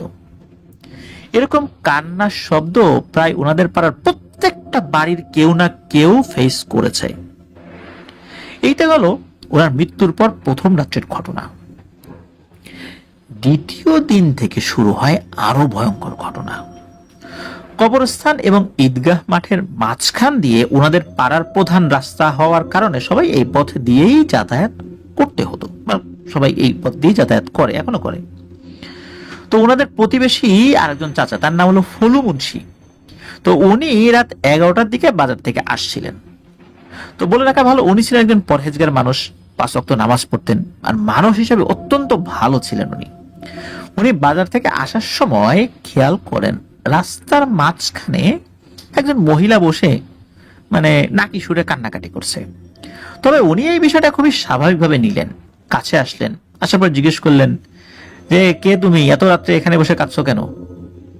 তো এগুলো যখন জিজ্ঞেস করলেন, তো উনি তো দূর থেকে জিজ্ঞেস করছেন, কোনো উত্তর দেয় না, ওরকম কান্নাকাটি করেই যাচ্ছে। তবে পোশাক আশাকে মনে হচ্ছিল কোনো সম্ভ্রান্ত ঘরের এরকমটা না, মানে দরিদ্র ফ্যামিলির কেউ হবে। যেটা উনি শাড়ি পরা ছিল সেটাও বেশ নোংরা ছেঁড়া ছিল, এরকম উনি দেখলেন আর কি। আর ওনার হাতে টর্চ ছিল, উনি টর্চ মেরেছিলেন, ওই দূর থেকে উনি এটা দেখেছেন স্পষ্টভাবেই, দেখে মানুষই মনে হয়েছে। তো আবার উনি কাছে গিয়েছেন, আবার জিজ্ঞেস কি ব্যাপার, উত্তর দাও না কেন, কে তুমি, এখানে বসে কান্নাকাটি করতেছো এত রাতের বেলায় করোনার সময়? তখন উনি হঠাৎ করে যে জিনিসটা দেখতে পেলেন, এইটা দেখার জন্য উনি মোটেও প্রস্তুত ছিলেন না। উনি দেখতে পেলেন এটা আর কেউ না, এটা হচ্ছে সেই হোসেনের মা, যে কিনা 2 দিন আগে মারা গেছে। উনি কাছে যাওয়ার পর যখন ওই জিনিসটা মাথা উঁচু করেছে, উনি তো টর্চ লাইট মেরেছেন, মুখ বরাবর না মারলেও মাটি বরাবর মারলেন, কিন্তু ওই আলো যেটা চারদিকে ছড়িয়ে পড়ে ওই আলোতে উনি স্পষ্টভাবে দেখেছিলেন ওটা হোসেনের মা। উনি দেখার পর ওনার কিন্তু মনে আসে উনি তো 2 দিন আগে মারা গেছে, উনি যে মায়াজালে আবদ্ধ হয়ে গেছে বিষয়টা এরকম না। অনেক সময় এরকম হয় না যে মায়াজালে আবদ্ধ হয়ে গেছে, বুঝতেই পারে নাই যে সে আগে মারা গেছে, কিন্তু উনি দেখার সাথে সাথে বুঝতে পারেন আরে এ হোসেনের মা তো 2 দিন আগে মারা গেছে। আর আগের রাত্রেই তো মানুষের বাড়ির পাশ দিয়ে কান্নাকাটির আওয়াজ শোনা গেছে। তো উনি তো এই দৃশ্য দেখে জোরে জোরে আল্লাহু আকবার আল্লাহু আকবার বলতে থাকেন এবং দৌড় দেন। উনি যখন দৌড় দিলেন, পেছন থেকে হঠাৎ করে বেশ কর্কশ কণ্ঠে ওই হোসেনের মায়ের কণ্ঠ যেরকম ছিল ওইভাবেই বলে উঠলো, এই ফলু মুন্সি, আমারে বাড়ি নিয়ে যা, আমি এখানে একা একা থাকতে পারতেছি না, আমার খুব গরম লাগতেছে।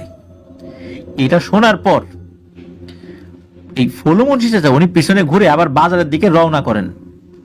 তো উনি তো মানে পেছন দিকে ঘুরেছেন বলতে মানে ওই রাস্তাটা অন্যদিকে মোড় নিয়েও যাওয়া যায় আর কি, উনি একদম পেছন দিকে তাকিয়ে যে ওই জিনিসটা দেখার চেষ্টা করছেন বিষয়টা এরকম না।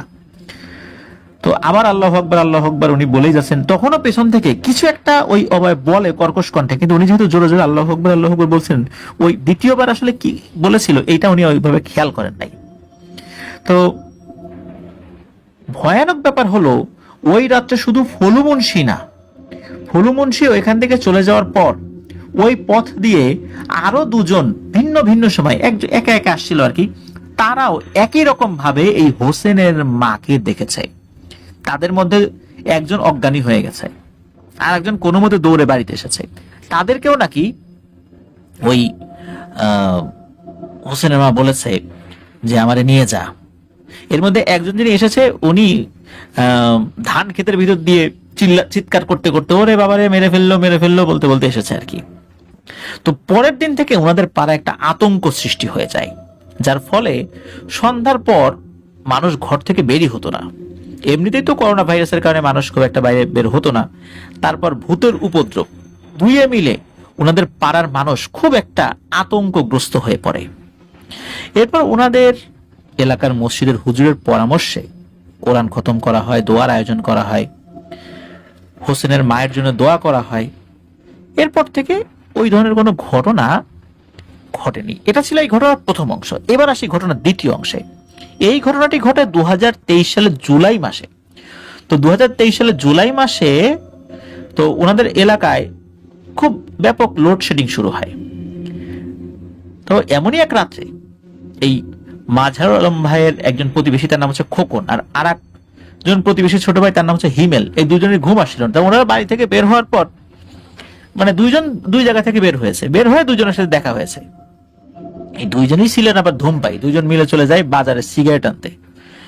তো নিয়ে আসার পথে হঠাৎ করে কবরস্থানের পাশে ওনার একটা গাব গাছ আছে, ওই গাব গাছের নিচে কোন একজন মহিলার কান্নার শব্দ শুনতে পান। হিমেল আর খোকন দুজনে কিন্তু অতি উৎসাহী হয়ে কাছে গিয়ে যান, কি ব্যাপারে এত রাত্রে কান্নাকাটি করে কে? হিমেল মানে বলে ওঠে, এই কে ওখানে এত রাত্রে কাঁদছে? তো হিমেল এই কথা বলার পর এই খোকনের কাছে ছিল টর্চ লাইট। খোকন আবার টর্চ লাইট নিয়ে এগিয়ে গেছে। তো গিয়ে দেখে যে মাথায় ঘোমটা দিয়ে একজন মহিলা কান্না করছে। তো কাছে যাওয়ার পর ওনারা বলছে যে এই কে আপনি, এত রাত্রে কাঁদছেন, কি হয়েছে? এই কথা বলার পর ওই মহিলাটা ঘোমটা দিয়েছিল, মানে মাথা থেকে সামনের দিকে একটু ঘোমটাটা নামানো ছিল, চেহারা বোঝা যাচ্ছিল না। তো ওনারা এই কথা বলার পর যখন টর্চ লাইটটা যখন ধরেছেন, তখন ওনারা যে দৃশ্যটা দেখেছেন, এটা দেখার পর ওনাদের দুজনের রক্তই হিম হয়ে যায়। ওনারা দেখেন যে হোসেনের মা তার মাথা থেকে ঘোমটা ফেলে দিয়েছে। প্রথমে হোসেনের মা দেখেছে, হোসেনের মাকে তারা চিনতেন, 2020 সালে তো হোসেনের মাকে দেখেছেন, আর হোসেনের মা তার স্বভাবগত কারণে সকলের কাছে পরিচিত ছিলেন।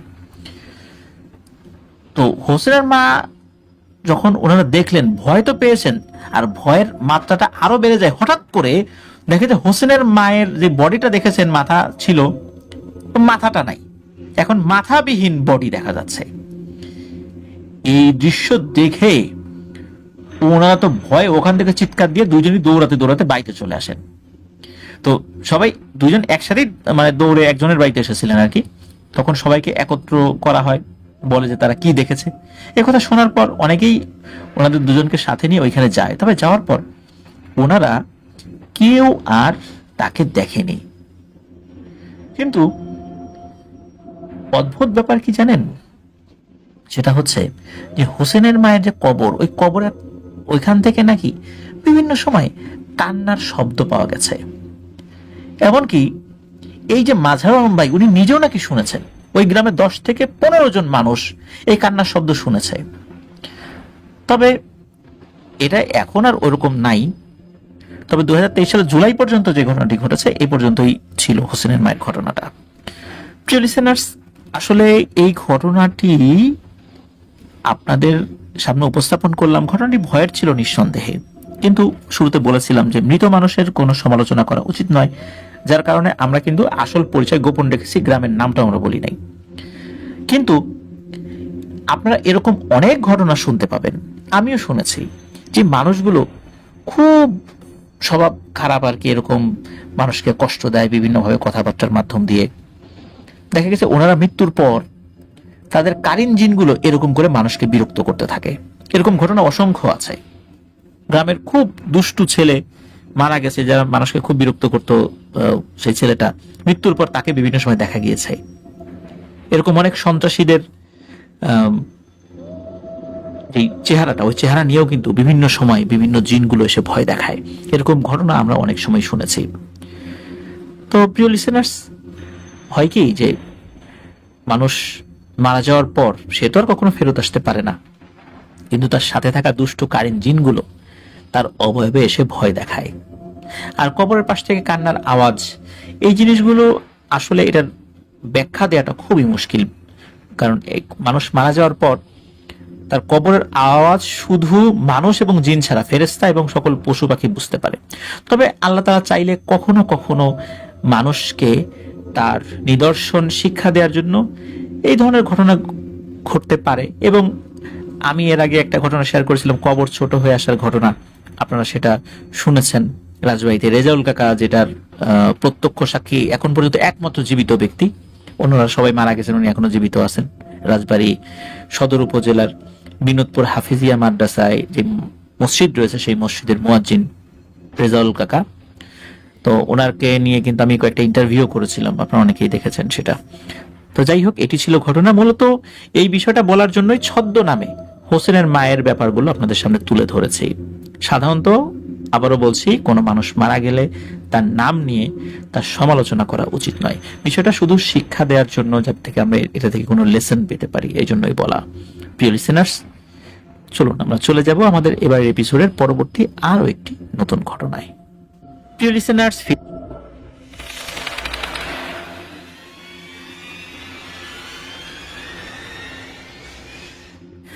প্রিয় লিসেনার্স, আবারও স্বাগতম জানাচ্ছি আমাদের 111তম এপিসোডের নতুন আরো একটি ঘটনায়। এখন যে ঘটনাটি আপনাদের সাথে শেয়ার করব, এই ঘটনাটি আমাদেরকে যিনি পাঠিয়েছেন, এর আগে উনি আমাদেরকে ঘটনা পাঠিয়েছিলেন। ওনার ঘটনা আমাদের 83 এবং 84 নম্বর এপিসোডে আমরা প্রচার করেছিলাম। তো ওনার নাম আরিফ, গ্রাম মহিতুর, পোস্ট কাশিরা, থানা আক্কেলপুর, জেলা জয়পুরহাট। তো উনি যে ঘটনাটি পাঠিয়েছিলেন এর আগেও, সেটাও একটা ইউনিয়ন পরিষদ কেন্দ্রিক ঘটনা ছিল। তো আজকে যে ঘটনাটি আপনাদের সাথে শেয়ার করতে যাচ্ছি, এটি মূলত দিনাজপুর জেলার নবাবগঞ্জ থানার ভাদুরিয়া ইউনিয়ন পরিষদের ঘটনা। শুরুতেই ইউনিয়ন পরিষদের একটু বিবরণ দিই। ইউনিয়ন পরিষদটি দিনাজপুরের যে মেইন হাইওয়ে রোড, ওটার পাশেই, বাজার থেকে একটু সাইডে। মেইন গেট দিয়ে ঢুকলে ইউনিয়ন পরিষদের সামনে বড় একটি বট গাছ এটা দেখা যায়। ইউনিয়ন পরিষদের পেছনে একটি স্কুল, স্কুলের পেছনে একটি শ্মশান রয়েছে। তো সেখানে লাশ পোড়ানো হতো, ওটা পরিত্যক্ত শ্মশান না, এবং সব লাশ তো পোড়ানো হতো না, কিছু লাশ ধর্ম মতেই মাটিতে দাফন করা হতো। তো এবার মূল ঘটনায় আসি। তো ইতিপূর্বে ওনাদের কাজ সম্পর্কে আমরা 83 এবং 84 নম্বর এপিসোডে কিন্তু বলেছিলাম। ওনারা এই সার্ভে রিলেটেড এই টাইপের কিছু কাজ বা রেভিনিউ কালেকশন সংক্রান্ত কিছু কাজ করতো আর কি। তো মূলত 9 জনের একটা টিম 9টা ওয়ার্ডের দায়িত্বে ওনারা ছিলেন। সারাদিন কাজ শেষ করে রাতের বেলা ইউনিয়ন পরিষদে থাকতেন। তো ওনারা 2 তলায় থাকতেন। ঘটনাটির সময় ওনাদের এলাকার যিনি চেয়ারম্যান ছিলেন তার নাম ছিলেন হচ্ছে আসমান জামিল। সালটা হচ্ছে 2019। সন্ধ্যার পর জায়গাটি কিন্তু একদম গা ছমছমে পরিবেশ, এরকম একটা অবস্থা বিরাজ করে সেখানে, এমন একটা পরিবেশ সৃষ্টি হয়। তো একদিনের ঘটনা, এক রুমে ওনারা 5 জন শুয়ে আছেন, 4 জন 4 কোনায় আর উনি মাঝখানে, মানে আরিফ মাঝখানে। তো ওনারা ফ্লোরিং করে ঘুমাতেন। সময় আনুমানিক রাত 2টো হবে। হঠাৎ 4 জনের চিৎকারে সবার ঘুম ভেঙে যায়। তাড়াহুড়া করে রুমের লাইট জ্বালিয়ে দেখা যায় 4 জন ঘেমে একাকার। তো এই আরিফের তো ঘুম ভেঙে গেছে, জিজ্ঞেস করেন কি হয়েছে। তারপর এই 4 জন যা বললো তা শুনে তো মানে এই আরিফও ভয় পেয়ে যায়। একজন একজন করে যখন বলে তখন বোঝা যায় যে 4 জনই একই স্বপ্ন দেখেছে। আর অদ্ভুত ব্যাপার, 4 জনেরই একই সঙ্গে ঘুম ভেঙে গেছে। স্বপ্নটা এমন ছিল যে স্বপ্নের মধ্যে একটা বানরের মতো প্রাণী নাকি তাদের বুকে এসে বসে পড়ে আর তাদের গলা চেপে ধরে। তো এটা বলতে বলতে ভয়ে 3 জন এই আরিফের কাছে চলে এসেছে, আর একজন রুমের এক কোনায় গুটিসুটি হয়ে বসে আছে।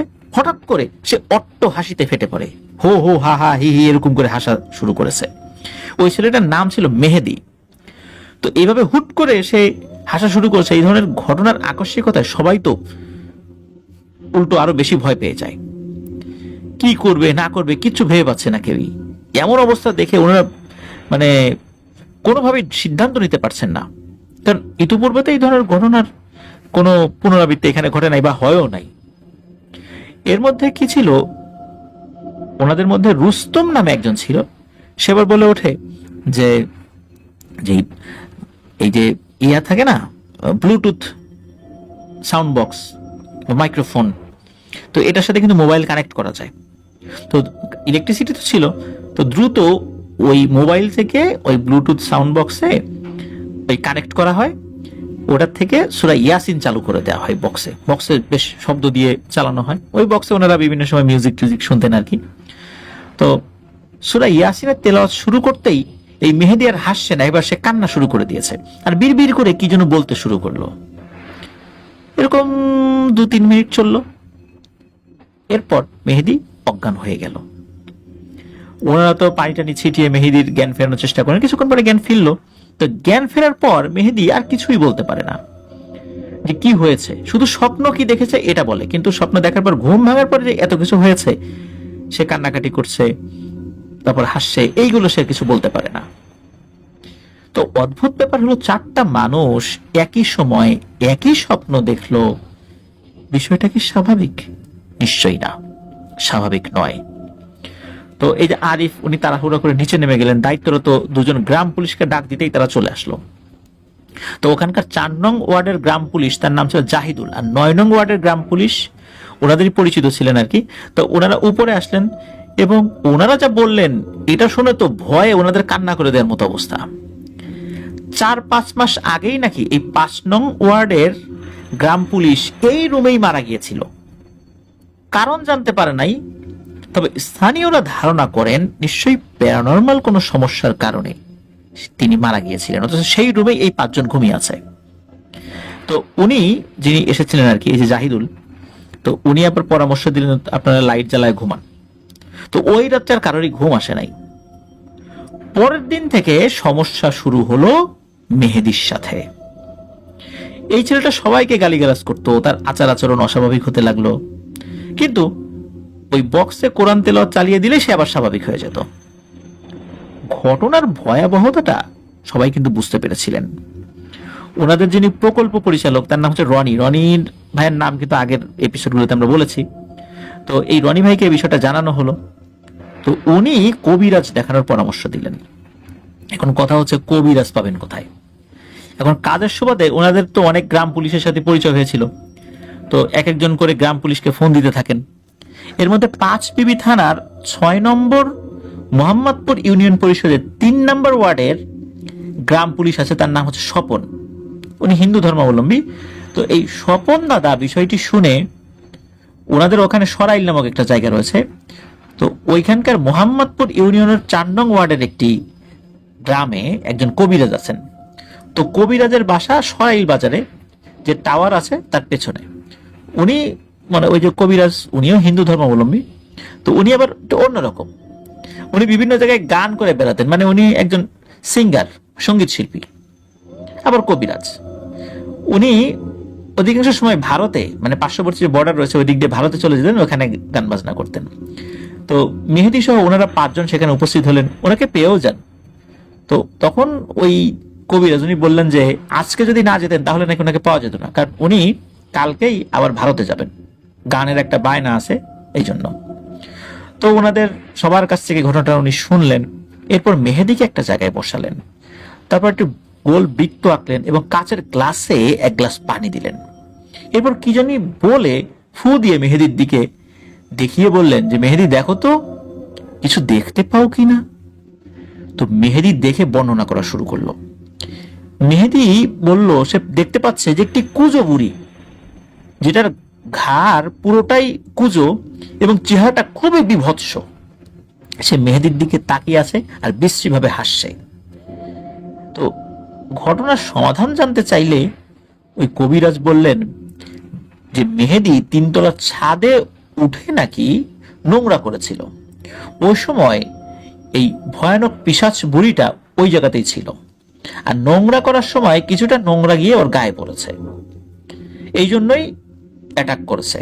এবং অ্যাটাক শুধু মেহেদীকে করে নাই, ওর সাথে যে আরো 4 জন ছিল তাকেও করেছে। আর মাঝখানে আরিফ ছিল, সে বেঁচে গেছে কোনোভাবে। তো কবিরাজের কাছে সমাধান চাওয়া হলো। তো কবিরাজ কিছু না বলে একটু মুচকি হাসে আর কি। আবারও সমাধানের কথা জানতে চাইলে কবিরাজ এনাদের কাছে 51 টাকা চায়, মাত্র 51 টাকা। ওরা সেটা দিয়েও দেন। এরপর পুনরায় গ্লাসে পানি নিয়ে মেহেদীর দিকে দেখানো হয়। মেহেদী বলে না, এখন আর কিছু দেখতে পাই না। তখন কবিরাজের কাছে জানতে চাওয়া হয় যে এখন মেহেদী কিছু দেখতে পেল না কেন। তখন কবিরাজ বলেন যে আমি ওই বুড়িটাকে, ওই কুজো পিশাচ বুড়িটাকে বন্দি করেছি। কবিরাজ আরো বলেন এই কুজো বুড়িটাই নাকি 5 নং ওয়ার্ডের গ্রাম পুলিশকে হত্যা করেছে। এই বিষয়টা কিন্তু কেউই ওই কবিরাজকে বলে নাই, কবিরাজ নিজে থেকেই বলল। কারণ কবিরাজ যে প্রক্রিয়ায় ওটাকে বন্দি করেছিল, ওই কবিরাজের জিনেরা তাকে বলেছে যে এই কুজো বুড়িটা খুবই দুষ্টু প্রকৃতির, ও একজন নিরপরাধ গ্রাম পুলিশকে হত্যা করেছে। মানুষ তো বুঝতে পারে নাই, মনে করছে রাতের বেলা হয়তো স্ট্রোক করে মারা গেছে।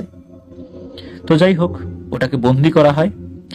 এরপর আবার ওনারা ইউনিয়ন পরিষদে চলে আসেন, ওনারা ওনাদের কাজটা শেষ করেন। ঘটনার পর ওনারা 15 দিনের মতো ওই ইউনিয়ন পরিষদে ছিলেন। তবে 15 দিনের মধ্যে আল্লাহর রহমতে আর কোনো ঘটনা ঘটে নাই।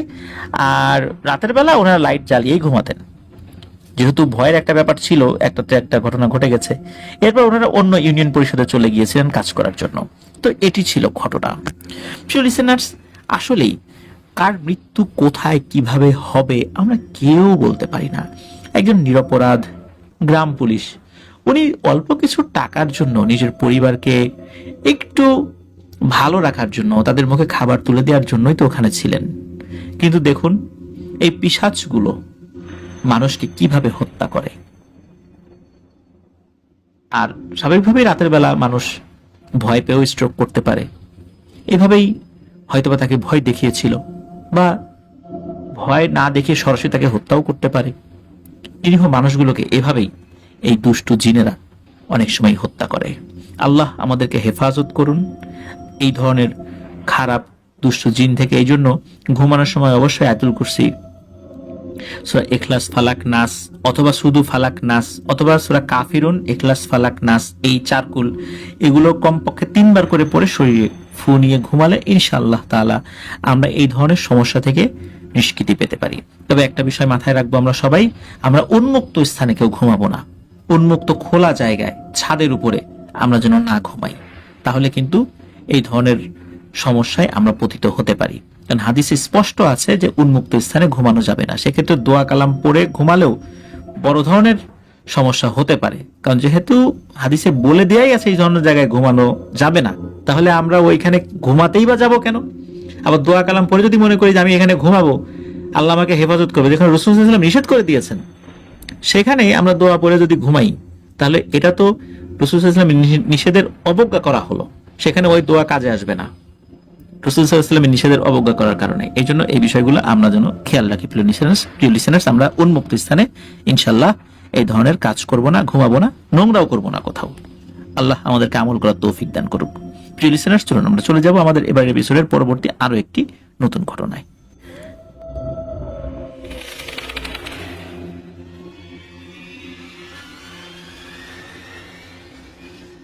আবারও স্বাগতম জানাচ্ছি প্রিয় লিসেনার্স আমাদের 111তম এপিসোডের নতুন আরো একটি ঘটনায়। এখন যে ঘটনাটি আপনাদের সাথে শেয়ার করতে যাচ্ছি, এই ঘটনাটি আমাদেরকে যিনি পাঠিয়েছেন তার নাম মোহাম্মদ বকুল ইসলাম। উনি এর আগেও আমাদেরকে ঘটনা পাঠিয়েছিলেন, এটি ওনার দ্বিতীয় ঘটনা।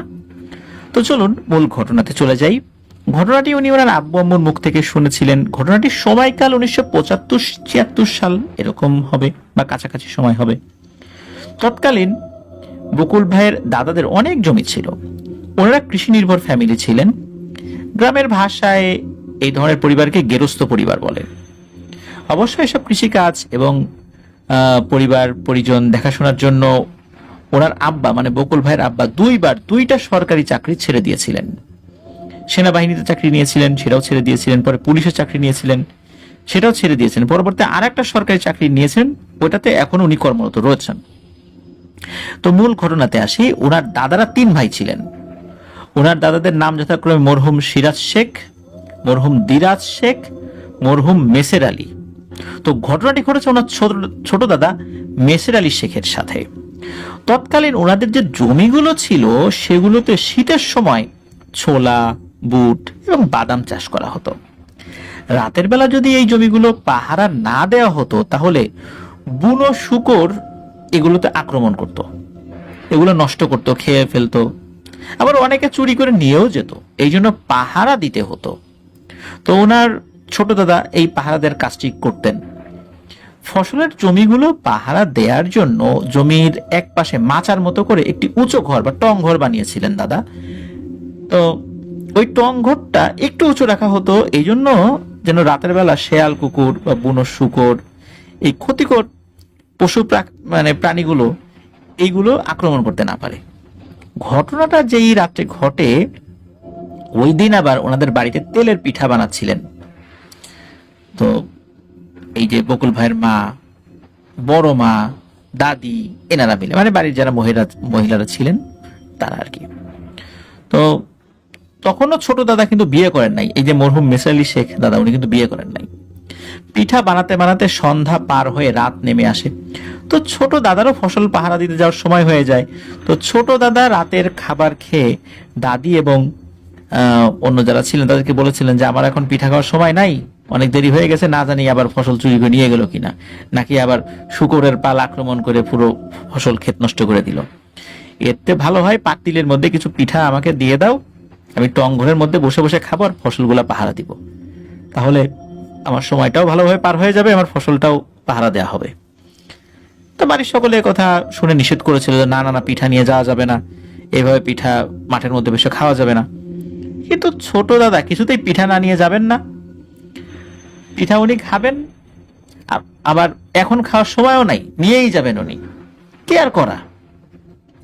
ছোট দাদা আবার একটু একগুঁয়ে এবং খুব সাহসী মানুষ ছিলেন, আবার সুঠাম দেহের অধিকারীও ছিলেন, কোনো কিছুতেই ভয় পেতেন না। তো ছোট দাদার জন্য পাতিলের মধ্যে কিছু পিঠা দিয়ে দেওয়া হয়। এক হাতে হারিকেন আর আরেক পাতিলের মধ্যে কিছু পিঠা নিয়ে রওনা হলেন টংঘরের উদ্দেশ্যে। বাড়ি থেকে কিছুটা দূরে যাওয়ার পর ছোট দাদা পাতিলের থেকে একটা পিঠা বের করেছেন আর খেতে খেতে যাচ্ছেন, মনে করছেন যে খেতে খেতে যাই। কিছুক্ষণ পরে পেছন থেকে কি যেন নেকা নেকা কণ্ঠে বলে ওঠে ওই ছোট দাদাকে আর কি, কিরে মেসের, পিঠা কি একাই খাবি? আমাকে একটা দে না, কতদিন পিঠা খাই না। ছোট দাদা প্রথমে বুঝতে পারেননি যে পিঠাটা চাইলো কে। ছোট দাদা ভেবেছিলেন মাঠের মধ্যে কত মানুষই তো জমির ফসল পাহারা দেয়, তারা হয়তো পিঠার গন্ধে তারা পিছনে চলে এসেছে, খাওয়ার ইচ্ছা করছে, চাচ্ছে। তো ছোট দাদা পেছন দিকে ঘুরে দেখেন যে কেউ নাই। তারপর আবার পেছন থেকে একই কথা বলে ওঠে, কিরে মেছের, পিঠা দে না রে ভাই, কতদিন পিঠা খাই না। তখন এই মেছের দাদার বুঝতে বাকি থাকে না যে আসলে ঘটনাটা কি। এর পিছনে আরো একটা কারণ ছিল, সেই কারণটা হচ্ছে ওনার চারদিকে মাছের যে আইস থাকে, এই আইস পচা গন্ধে চারদিকে ভরে গেছে। তখন মূলত বুঝতে পেরেছেন এ তো একটা পিশাচের আগমন ঘটেছে। তখন দাদা পিশাচটাকে বলতে থাকে, দেবো রে দেবো, একটু পরে দেবো, আগে টং ঘরে যাই। তো দাদা এই কথা বলতেছে আর পিঠা বের করে খাচ্ছে, আর পিশাচটা কিন্তু পিছন থেকে চাচ্ছে যে আমার পিঠা দে না, পিঠা দে না। আর দাদা কিন্তু বলতেছে যে দেবো দেবো, চল আমার সাথে চল। এখন পিশাচটাও পিছু ছাড়ে না, চাইতেই থাকে। আর দাদাও বলে যে একটু পরে দেবো, একটু পরে দেবো। এমন করতে করতে দাদা সবগুলো পিঠা প্রায় খেয়ে ফেলেছে। পাতিলের মধ্যে তখন একটা পিঠা থাকে। তখন ওই পিশাচটা বলে ওঠে, কিরে মেসের, তুই আমার সাথে মিথ্যা কথা বলতেছিস কেন? তোর পাতিলের মধ্যে তার একটা পিঠা আছে, ওইটা আমাকে দে। এভাবে তো মিথ্যা বলা ঠিক না, তুই না মানুষ, আশরাফুল মাখলুকাত। তো একথা শোনার পর এই মেসের দাদা বলে, আচ্ছা ঠিক আছে চল, টং ঘরের কাছে গিয়ে পিঠাটা তোকে দেব। এই কথা বলে দাদা ওই পিঠাটাও খেয়ে ফেলেন। তখন ওই পিশাচটা ক্ষিপ্ত হয়ে বলে ওঠে, মেসের, কাজটাকে তুই ভালো করলি, তুই দিতি না, আমাকে বলে দিতি যে দেব না, আমি চলে যাইতাম। আমাদের কি খাইতে ইচ্ছা করে না? কিন্তু তুই এভাবে আমাকে ধোকা দিলি কেন? এটা তো ঠিক না। তোরা শুধু মানুষদেরকে মনে করিস যে তোরাই ভালো, আমাদের মধ্যে ভালো আছে, কিন্তু আমাকে তুই ধোকা দিলি কেন? এই কাজটা তুই ভালো করলি না তো। এখন আমি তো তোকে ছাড়বো না। এই বলেই ওই পিশাচটা ক্ষিপ্ত হয়ে এই মেসের দাদার উপর হামলা করে। দাদাও ওইটার সাথে ধস্তাধস্তি শুরু করে। তো এরকম করে বেশ খানিকক্ষণ এরকম ধস্তাধস্তি, ঘুষাঘুষি, কিলাকিলি, পিটাপিটি চলছে। তো দাদা কতক্ষণ ধরে তার সাথে এরকম ধস্তাধস্তি করছে বলতে পারে না। আর পিশাচটার সাথে কোনোভাবেই মারামারি করে উনিও পেরে উঠছিল না। একবার কি হয়, এই ধস্তাধস্তির একটা পর্যায়ে পিশাচটা দাদার বুকের উপরে উঠে বসে। তখন দাদা খেয়াল করে এই পিশাচটার নাক বেশ লম্বা এবং চোখা। দাদা কি করেছে, উনি ওই নাকের সামনের অংশ ওনার মুখের কাছাকাছি ছিল, তো কামড় দিয়ে ধরেছে। এমন জোরে কামড় দিয়েছে যে ওই পিশাচটা ওই কামড় খেয়ে হঠাৎ করে দুর্বল হয়ে পড়ে, অনেকটা নেতিয়ে পড়ে। আর দাদা তো কামড় ছাড়ে না। তখন পিশাচটার এই দুর্বলতা দাদা কিন্তু বুঝতে পারছে যে এই পিশাচটার সব শক্তি এই নাকের মধ্যে। এই নাকের কামড় খাওয়ার সাথে সাথে সে অন্য কোনো অঙ্গ প্রত্যঙ্গ নাড়াতে পারছে না। আর দাদাও কিন্তু সুযোগ পেয়ে কামড় ছাড়ে না। দাদা কি করেছে, ওই কামড় দেওয়া অবস্থাতেই ইচ্ছা মতো ওই পিশাচটাকে ঘুষি মারছে, কিল মারছে। এর মধ্যে কি হয়, একটা লাঠিও পেয়ে যায়। ওই কামড়, নাক তো অনেক লম্বা, তো নাকের একটা অংশ কামড় দিয়ে ধরে রেখেছে আর উনি সমানে পিটাচ্ছে। কিন্তু পিশাচটার শরীরে এত দুর্গন্ধ ছিল, উনি আসলে চাইলেও এই নাকটাতে বেশিক্ষণ কামড় দিয়ে ধরে রাখতে পারছিলেন না। একটা সময় উনি ছেড়ে দেন, মানে কামড়টা উনি ছেড়ে দেন। এরপরে উনি দৌড়ে বাড়ির দিকে আসতে থাকেন, চিৎকার করতে থাকেন। মাঠের মধ্যে আরো অনেক লোকজন তখন মানে চলে আসছে আর কি। তখন তো খুব বেশি রাত হয় নাই। তো লোকজন দাদাকে দেখে ফেলেছে। দাদা যখন ওই লোকগুলোর কাছে গেছে উনি অজ্ঞান হয়ে যান। তখন লোকগুলো তাকে উদ্ধার করে বাড়িতে নিয়ে আসেন। তৎকালীন তো আসলে গ্রামে ডাক্তার ছিল না, ওই কবিরাজ বা মসজিদের হুজুর, তাদেরকে দিয়ে ঝাড়ফুঁক করানো হয়। আর উনি তো তখনও বলতে পারেন না আসলে কি হয়েছে। তবে বাড়ির লোকজন বুঝতে পেরেছিলেন যে যেহেতু পিঠা নিয়ে গিয়েছিলেন, নিশ্চয়ই কোনো না কোনো সমস্যা হয়েছে। আস্তে আস্তে যখন জ্ঞান ফেরত আসে তখন সব ঘটনা সকলকে খুলে বলে। তখন ওই রাত্রেই, তখন তো রাত বেশি হয় নাই, তখন ওই রাত্রেই লোকজনদেরকে নিয়ে ওইখানে যায় যেখানে মূলত এই ধস্তাধস্তিটা হয়েছিল। ওখানে যাওয়ার পর উপস্থিত লোকজন সবাই দেখে ওই ফসলের ক্ষেত যেখানে ধস্তাধস্তি হয়েছিল ওখানে অনেক ক্ষতি হয়েছে। ওখানে ধস্তাধস্তি হয়েছে সেই চিহ্ন স্পষ্ট হয়ে আছে। আর পাশেই একটা বেশ বড় একটা কাক ঠোঁট ভাঙা অবস্থায় মরে পড়ে আছে। মসজিদের হুজুর সেটা দেখেই চিহ্নিত করেন যে এটা হচ্ছে সেই পিশাচ। পরে হুজুরের কথা মতো ওই কাকটাকে পার্শ্ববর্তী একটি জায়গায় মাটি চাপা দেওয়া হয়। কিন্তু দুঃখের বিষয় হলো এই মেসের দাদা আর কখনোই পুরোপুরি সুস্থ হন নাই। উনি এরপর থেকে আর তেমন কোনো খাবার খেতে পারতেন না। উনি নাকি পানি খেতে গেলে একটা পচা গন্ধ উনি অনুভব করতেন। কোনো খাবার না খেতে খেতে 1 মাসের মধ্যে ওনার শরীর অনেক শুকিয়ে যায়, অথচ উনি ছিলেন বেশ সুঠাম দেহি একজন মানুষ। আর বিভিন্ন ধরনের অসুখ বিসুখ ওনার উপর ভর করে। এরকম 2-3 মাস বেঁচে ছিলেন উনি। এরপর অসুস্থ অবস্থাতে উনি মারা যান। ওনাকে কিন্তু অনেক ঝাড়ফুঁক করা হয়েছিল। অনেক কবিরাজি বলেছিলেন যে আসলে এটা জিন ঘটিত সমস্যা না, অন্য সমস্যা। আর জিনদের সাথে যারা এরকম ধস্তাধস্তি করে এদের পরিণতি এরকমই হয়, একটা অসুস্থতা ভর করে, আস্তে আস্তে শুকিয়ে যায়, মারা যায়। এইগুলো থেকে আসলে খুব অল্প সংখ্যক মানুষই ফিরতে পারে, তবে অধিকাংশ মানুষেরই শরীরের শক্তি কমে যায়। তো এগুলো অনেকে বলেছিলেন। তো ছোট দাদা কিন্তু মারা গিয়েছিলেন। উনি মারা যাওয়ার বছরখানেক পর ওনার পাশের বাড়ির একজন বিয়ে করেছে, একজন ব্যক্তি। তো ওনার তো নতুন বউ, ওই নতুন বউকে নাকি জিনে ধরেছে। তো কবিরাজ যখন চিকিৎসা শুরু করে তখন এলাকায় হইচই পড়ে যায়। মানে ওই সময় জিনে ধরা রোগীদের চিকিৎসা করতে গেলে এলাকায় হইচই পড়ে যেত, অনেক মানুষ কৌতূহলী হয়ে সেটা দেখতে আসতো। তো তখন ওই আমাদের এই যে বকুল ইসলাম ভাই যিনি ঘটনা পাঠিয়েছেন, ওনাদের বাড়ির একজন যিনি এই বকুল ইসলাম ভাইয়ের জ্যাঠাতো ভাই হয়, উনি গিয়েছিলেন সেটা দেখতে।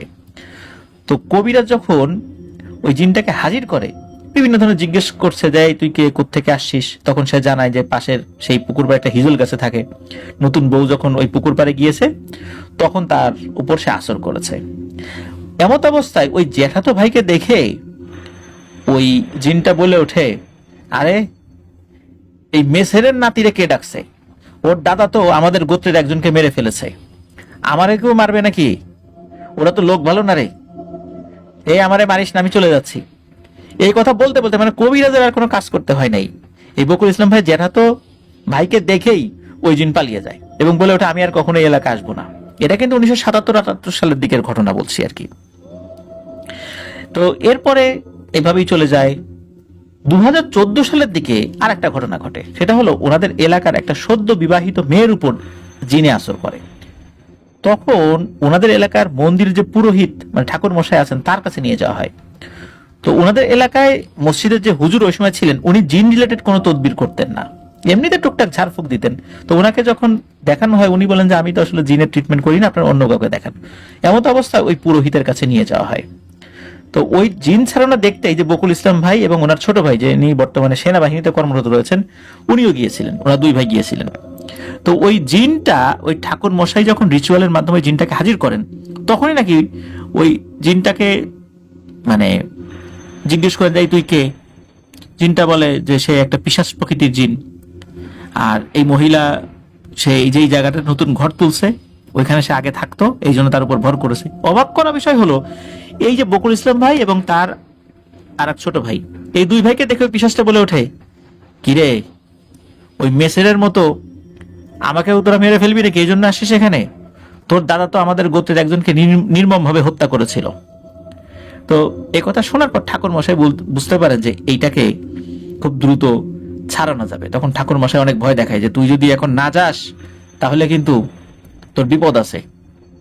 তখন ওই জিনটা নাকি বলে যে আমি আর এখন এই জায়গায় আর কখনো আসবো না, এখন থাকবোও না, আমি মানিকগঞ্জের কোন একটা জায়গার নাম বলে যে সেখানে চলে যাব। তো যাওয়ার সময় নাকি ওই মন্দিরের পেছন দিকে একটা নিম গাছের ডাল ভেঙে চলে গিয়েছিল। তো এটি ছিল ঘটনা।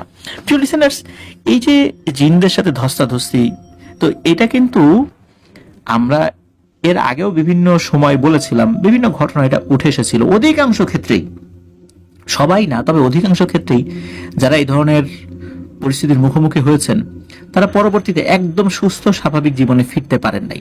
তাদের শরীর অত্যন্ত দুর্বল হয়ে গিয়েছিল, অধিকাংশ ক্ষেত্রে মানুষ মারাও গিয়েছে, যারা বেঁচে ছিল তারা খুব দুর্বল হয়ে বেঁচে ছিল, আর হাতে গোনা কয়েকজন একদম স্বাভাবিকভাবে জীবিত ছিলেন।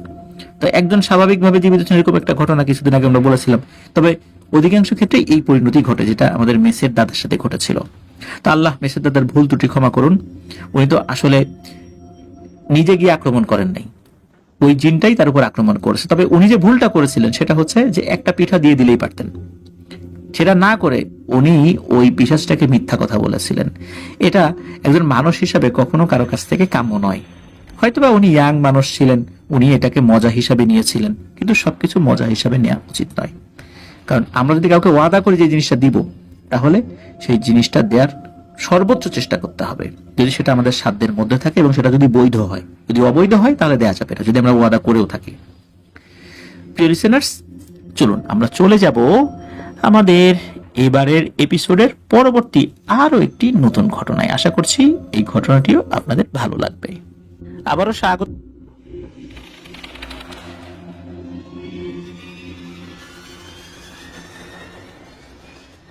প্রিয় লিসেনার্স, চলে এলাম আমাদের এবারের 111তম এপিসোডের ষষ্ঠ এবং শেষ ঘটনায়।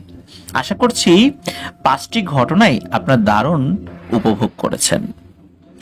ভৌতিক ঘটনার আনন্দগুলো ভিন্ন রকমের হয়। ভৌতিক ঘটনার আনন্দ ভিন্ন রকম এই কারণে হয়, মানুষ আনন্দে হাসে, কিন্তু ভৌতিক ঘটনার আনন্দটা তখনই হয় যখন মানুষ বেশি ভয় পায়। মুখে হাসি কিন্তু আসে না। যত বেশি ভয় পায় তত বেশি এই ভৌতিক আনন্দটা অনুভূত হয়। জানি না কতটুকু ভৌতিক আনন্দ আপনারা পেয়েছেন। তো চলুন এই ঘটনাটি শুনি। আশা করছি এই ঘটনাটিও শুনলে আপনারা দারুণ ভৌতিক আনন্দ পাবেন। এই ঘটনাটি আমাদেরকে যিনি পাঠিয়েছেন তার নাম মোহাম্মদ জয়। ওনার বাড়ি ময়মনসিংহ জেলার ফুলবাড়িয়া উপজেলার ফুলবাড়িয়া ইউনিয়নের ইচাইল গ্রামে। উনি যেই ঘটনাটি আমাদেরকে দিয়েছেন, এই ঘটনাটি ঘটেছিল মূলত ওনার খালুর সাথে। সঙ্গত কারণে নামটি আমরা বলছি না। তো ঘটনাটির সময়কাল 2022 সালে, খুব বেশি দিন আগের না, 2022 সালের শীতকালে। তার মানে হচ্ছে নভেম্বর থেকে জানুয়ারির মাঝামাঝি কোন একটা সময় হবে। এক্সাক্ট মাসের নামটা বলতে পারেন নাই। তো এই যে খালু, মানে এই জয় ভাইয়ের যিনি খালু, এই খালু উনি পেশায় এখনো একজন ঝালমুড়ি বিক্রেতা। দিনের বেলা বিভিন্ন স্কুল, কলেজ বা ব্যস্ততম যেই জায়গাগুলো মানুষ সাধারণত ভিড় করে, এই জায়গাগুলোতে উনি ঝালমুড়ি বিক্রি করেন।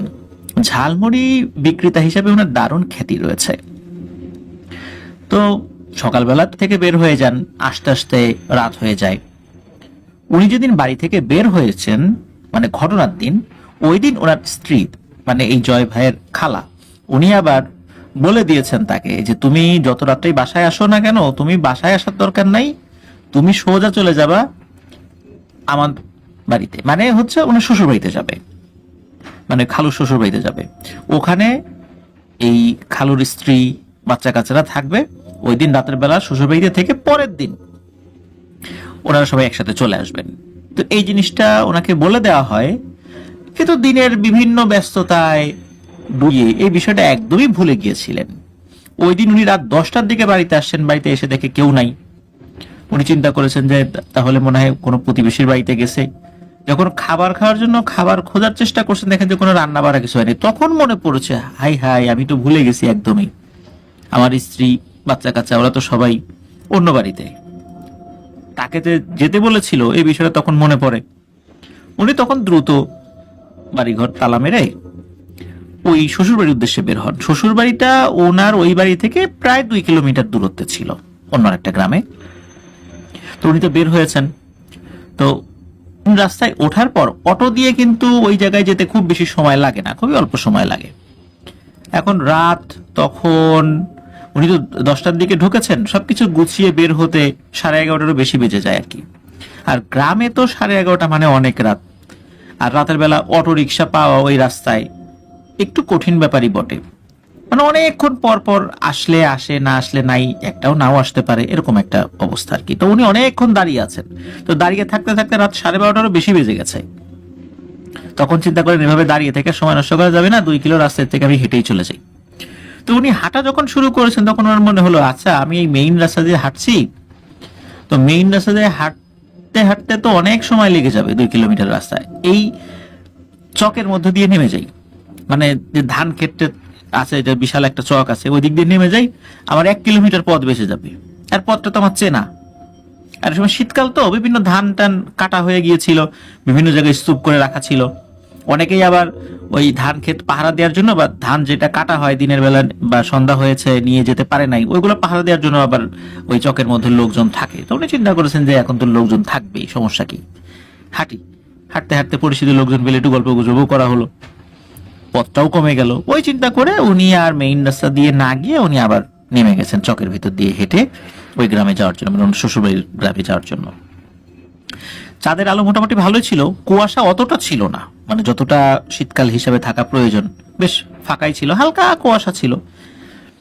তো উনি হাঁটছেন হাঁটছেন, চাঁদের আলো দিয়েই উনি পথ খুব ভালোভাবেই চলে ফিরছিলেন, ওই আইল দিয়ে হাঁটছেন আর কি।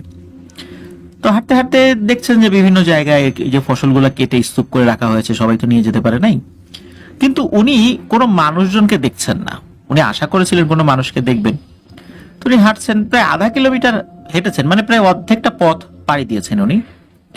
এমন সময় উনি দেখতে পান যে আইলের উপরে একজন দাঁড়িয়ে আছে, বেশ লম্বা, উনি কিছুটা দূর থেকে দেখেছেন আর কি।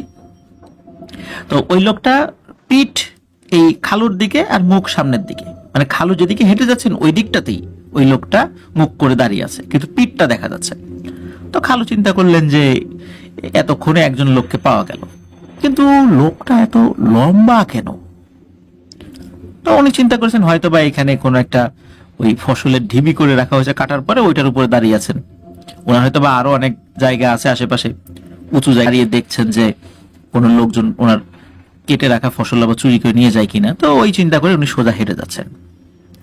তো উনি চিন্তা করেছেন যে কি একটু কথা বলবো, ওই কথা বলার নিয়েতেই তো উনি ওই রাস্তা দিয়ে ঢুকেছেন আর কি, যে পরিচিত লোকজন পেলে একটু গল্প গুজব করবো। তো উনি পেছন থেকে গিয়ে বলছেন যে, ভাই কে আপনি, কোন পাশে বাড়ি আপনার, ফসল পাহারা দিচ্ছেন নিশ্চয়ই। তো এইটা বলেছে। এইটা বলার সাথে সাথে ওই জিনিসটা ঘুরে তাকিয়েছে তার দিকে, আর যখনই ঘুরে তাকিয়েছে তখনই খুব ভয়ানক একটা দৃশ্য উনি দেখান। উনি দেখতে পান যে ওই লোকটা আসলে কোনো উঁচু জায়গার উপর দাঁড়ানো না, ওই লোকটা অনেকটা লম্বা, প্রায় 9 ফুট লম্বা, একটা কালো আলখেল্লা পরা, দূর থেকেই বোঝা যাচ্ছিল, কিছুটা কাছে যাওয়ার পর ভালো করে বুঝেছেন। ওই লোকটার চোখটা কেমন যেন লম্বা লম্বা চোখ, মানে যে গোল বড়, মানে ওই রকম না, মানে লম্বা লম্বা অদ্ভুত টাইপের চোখ, খুব রাগান্বিত ভাবে তার দিকে তাকিয়ে আছে। তার চোখটা স্পষ্ট দেখা যাচ্ছে। অনেক সময় অন্ধকারে তো মানুষের চোখ খেয়াল করা যায় না, চোখের জায়গাটা খুব গর্ত মনে হয় এবং অন্ধকার দেখা যাচ্ছে, কিন্তু ওনার চোখটা খুব স্পষ্ট দেখা যাচ্ছে, খুব ভয়ানক চোখ, একটু লম্বা লম্বা, আর চেহারাটা খুব কুচকানো, মাথা বেশ লম্বা, বিশেষ করে থুতনিটা বেশ লম্বা হয়ে গেছে। উনি এই দৃশ্য দেখার সাথে সাথে প্রচন্ড ভয় পান। উনি হঠাৎ করে খসখস শব্দ শুনতে পান। ওনার কাছে মনে হয় যে ওনার ডান পাশে খসখস শব্দ হচ্ছে। উনি ডান পাশে যখন তাকিয়েছেন তখন দেখতে পান ওই একই চেহারার আর একটা অবয়ব, কালা, মানে একদম, মানে কি বলবো, যে ওটার যে কালারটা একদম কালো, মনে হচ্ছে এইটা আরো ভয়ানক। ওইটার চোখ ছাড়া চেহারা খুব একটা কিছু দেখা যাচ্ছে না। হঠাৎ করে আবার বাম পাশ থেকে খসখস মানে আওয়াজ হচ্ছে। তখন দেখতে পান যে একই রকমের, একই কালারের কালো আলখেল্লা পরা একটা অবয়ব আসছে। এরপর উনি দূরে দেখতে পান যে আরো কয়েকটা অবয়ব উনার দিকে এগিয়ে আসছে। তো উনি যেই পথের দিকে যাচ্ছিলেন, যেই দিকটাতে মুখ করা ছিলেন, ওই দিকে তো এখনো যেতে পারবেন না। উনি দেখছেন যে ওই দিক থেকেও এরকম কিছু আলখেল্লা পরা লোক আসছে, সকলেরই শরীরে একদম কালো কালারের আলখেল্লা, এটা বোঝা যাচ্ছে। উনি তখন উল্টো দিকে ঘুরে দৌড় দিয়েছেন, মানে যেদিক থেকে আসা শুরু করেছেন ওই দিকটা দৌড় দিয়ে। তো উনি আসলে এতটা ভয় পেয়েছিলেন, কোন দিকে যে যাবেন উনি বুঝতে পারছিলেন না। উনি সোজা যে আইলটা আছে ওই সোজা আইল দিয়ে দৌড়াচ্ছেন, মাঝে মাঝে পেছনের দিকে তাকাচ্ছেন। উনি দেখতে পান যে ওই অবয়বগুলো একসাথে প্রায় 8-9টা হবে, ওনার পেছন পেছন আসছে। কোনোটা মনে হচ্ছে উড়ে উড়ে আসছে, কোনোটা হেঁটে হেঁটে আসছে, কোনোটা মনে হচ্ছে দৌড়ে দৌড়ে আসছে। আসলে পেছন দিকে তাকিয়ে খুব অত তো বোঝা যায় না, তবে কিছু কিছু উড়ে উড়ে আসছিল ওনার পিছনে পিছনে, এতটুকু বুঝতে পেরেছিলেন। উনি যে এই যে দৌড়াচ্ছেন, উনি আর রাস্তা খুঁজে পান না, মানে আধা কিলোমিটার পথ তো পাড়ি দিয়ে এসেছিলেন, কিন্তু উনি প্রচন্ড জোরে দৌড়াচ্ছিলেন। আইল দিয়ে কিন্তু ওইভাবে দৌড়ানো যায় না। উনি আইল থেকে কিছুটা নেমে, যেখানে শুধু ওই ক্ষেত যেই অংশটুকু, অধিকাংশ ক্ষেতের ফসলিতে কেটে ফেলা হয়েছে, এই জন্য উনি আইল থেকে নেমে ওই দিকে দৌড়াচ্ছেন। আইলের উপর দিয়ে খুব জোরে হাঁটাও মুশকিল হয় যদি আইলটা বেশি চিকন হয়ে যায়। আর চাঁদের আলো তো ছিল, উনি দেখতে পাচ্ছিলেন। ওই মাঠের মধ্যে কিছুটা হাঁটেন, আবার আইলের উপর উঠে যতটুকু পারেন দৌড়ানোর চেষ্টা করেন, আবার যদি দেখা যাচ্ছে যে কোনো ক্ষেতের ফসল কাটা, আবার ওই দিক দিয়ে অতটুকু পথ নেমে ওইখানে দৌড়ান। এইভাবে উনি যাচ্ছিলেন, পথ মনে হচ্ছে শেষ হচ্ছে না। তো তারপরেও উনি অনেকক্ষণ দৌড়ানোর পর ওই যে মাঝে মাঝে পিছন দিকে তাকিয়ে ওই দৃশ্যগুলো দেখেন, যে ওগুলো কিন্তু ওনার পিছু ছাড়ে নাই। উনি মনে মনে যতটুকু দোয়া দুরুদ জানেন পড়ছিলেন। এভাবে অনেকক্ষণ দৌড়াতে দৌড়াতে উনি মেইন রাস্তায় উঠতে সক্ষম হন। ওই মেইন রাস্তাতে একটা দোকান ছিল। তো ওই দোকানটা আবার ওই সময় খোলাই ছিল। দোকানের যিনি মালিক, উনি তখন দোকান বন্ধ করেন নাই, এবং ওই দোকানদার ওনার পরিচিতও ছিল। তো হাঁপাতে হাঁপাতে যায়, বলেন যে ভাই দেখেন তোমার পিছনে কি কিছু দেখা যায় কিনা। ওই লোকটা পিছন দিকে তাকিয়ে বলে যে ওরে আল্লাহ রে, এইটা কি? ওই লোকটাও দেখা যায় 7-8টা অবয়ব ওই রাস্তার থেকে নিচে ওই আইলের উপরে দাঁড়িয়ে আছে, এর মধ্যে কয়েকটা কিন্তু শূন্যে ভেসে আসে। উনি এই দৃশ্য দেখার পর উনিও কয় যে ভাই চাচা আপনজান বাসা, তাড়াতাড়ি ভাই দৌড় দেন। এই দুইজন মিলে দৌড়ানো শুরু করেছে রাস্তার একটা দিকে। মানে কোন দিকে দৌড়েছেন এটা না, এটা মানে ওসবের চিন্তা আসে নাই, মানে রাস্তা একদিকে চলে গেছে, ওই দিকে দৌড়াচ্ছেন ওনারা পাকা রাস্তা দিয়ে। এমত অবস্থায় কি হয়, একটা অটো রিক্সা আসছিল, দূর থেকে ওই আলো দেখা যাচ্ছিল। ওনারা রাস্তার উপরে দুইজনই দুই হাত ছড়িয়ে দিয়ে বলতেছে ভাই দাঁড়ান দাঁড়ান দাঁড়ান দাঁড়ান। তো এই অটোওয়ালা তো দাঁড়িয়েছেন, বলে যে তাড়াতাড়ি চলেন। মানে ওনারা যেই দিক দিয়ে দৌড়াচ্ছিলেন ওই দিক থেকেই তো অটো আসছিল, আর উল্টো পথে হচ্ছে এই যে খালুর শ্বশুর বাড়ি যে দিকটাতে উনি যাবেন আর কি। তো অটোওয়ালা তো ওনাদের দুইজনকে উঠান। তো অটোওয়ালা কিন্তু ওনাদের দুইজনকে চিনতেন, এমনটা না যে চিনতেন না, হঠাৎ করে চোর ডাকাত তার গাড়ি থামিয়েছে, বিষয়টা এরকম না। তো অটোওয়ালার অটোতে উঠেছেন। তো অটোওয়ালা তো গাড়ি চালানো শুরু করেছে। অল্প সময়ের মধ্যেই অটোওয়ালাও খেয়াল করছে যে আরে এইগুলা কি আসতেছে। রাস্তার দুই পাশে এরকম 7-8টা অবয়ব, কোন অবয়ব বেশ লম্বা। লম্বা বলতে কি, ধরেন যে কেউ যদি দুটো বাঁশের উপরে দাঁড়িয়ে থাকে এবং ওই বাঁশ দুটো যদি তার পা হয়, মানে বডিটা ছোট কিন্তু বাঁশের মতো লম্বা লম্বা দুটা পা হয়, তাহলে তাকে কেমন দেখা যাবে? মনে হচ্ছে ওই রকম একটা অবয়ব, এরকম একটা না কয়েকটা অবয়ব রাস্তার দুই পাশে এই মাঠের ভিতর দিয়ে এত লম্বা লম্বা পায়ে হেঁটে আসছে। কোন কোন অবয়ব উড়ে উড়ে আসছে। তো এই জিনিসটা দেখার পর ওই অটো চালক তো ভয় পেয়েছে। উনি চিন্তা করেছেন কি ব্যাপার, আমার পরিচিত কোনো মানুষের, দুইজন মানুষের সুরত ধরে আবার আমার গাড়িতে কোনো এই ভূত প্রেত উঠে বসলো কিনা। তখন ওই দুইজন আবার বলতেছে ভাই ভয় পায় না, আমরা ভয় পাইছি এই জিনিসটা দেখে, তাড়াতাড়ি গাড়ি চালান। তো এই ভয়ানক দৃশ্যটা দেখার পর ওই অটো চালকও তো উনি খুবই মানে একটা ভয়ের মধ্যে রয়েছেন, জানলারে এখন কি হয়। তো উনি যত দ্রুত পারছেন অটোটা চালানোর চেষ্টা করছেন, কিন্তু মনে হচ্ছে অটোটা চলছেই না, খুবই ধীর গতিতে চলছে বলে মনে হচ্ছিল আর কি ওনাদের কাছে। তো এইভাবে বেশ খানিকক্ষণ চালানোর পর রাস্তার পাশে একটা বাড়ি দেখতে পান। ওই সময় ওই বাড়িতে ইলেকট্রিসিটি না থাকলেও ওই হারিকেন বা কোনো কুপির আলো জ্বলছিল, এটা দেখতে পেয়েছিলেন। ওই বাড়ির চারদিকে কোনো বেড়া ছিল না। তো ওই জায়গাটাতে অটোটা দাঁড় করিয়ে ওই অটোওয়ালা অটোটা ওখানে রেখেই, এবং আরো যে দুইজন যাত্রী ছিল, যে খালু ছিল, তারপর যে দোকানদার ছিল, তিনজনই ওই বাড়ির উঠোনে গিয়ে হুমড়ি খেয়ে পড়েন। যখনই হুমড়ি খেয়ে পড়েছেন তখন চতুর্দিক থেকে ভয়ঙ্কর কণ্ঠ, মনে হচ্ছে বজ্র কণ্ঠের মতো বলে উঠছে, আজকের মতো বেঁচে গেলি, না হলে আমাদেরকে বিরক্ত করার শাস্তি তোদেরকে দিতাম খুব ভালো করে। ওই কণ্ঠটা কিন্তু ওই বাড়ির লোকজনও শুনেছিল, তারাও ভয় পেয়েছিল, কি ব্যাপার এরকম ভয়ঙ্কর কণ্ঠে কথা বলে কে। তখন ওই বাড়ির লোকদেরকে খুলে বলা হয় যে কি ঘটনা ঘটেছে। এখানে খালু যে একা দেখেছে বিষয়টা না, ওই দোকানদার দেখেছে, অটোওয়ালা দেখেছে, এবং ওই ভয়ঙ্কর কণ্ঠ ওই বাড়ির লোকজনও শুনেছে। লিসেনার্স চিন্তা করুন কি ভয়ানক একটা ব্যাপার। তো যাই হোক, ওই রাত্রে এই অটোতেই উনি শ্বশুরবাড়িতে পৌঁছেছিলেন আল্লাহর রহমতে। তো এরপরে ওইরকম কোনো সমস্যা খালুর সাথে আল্লাহর রহমতে হয়নি। তো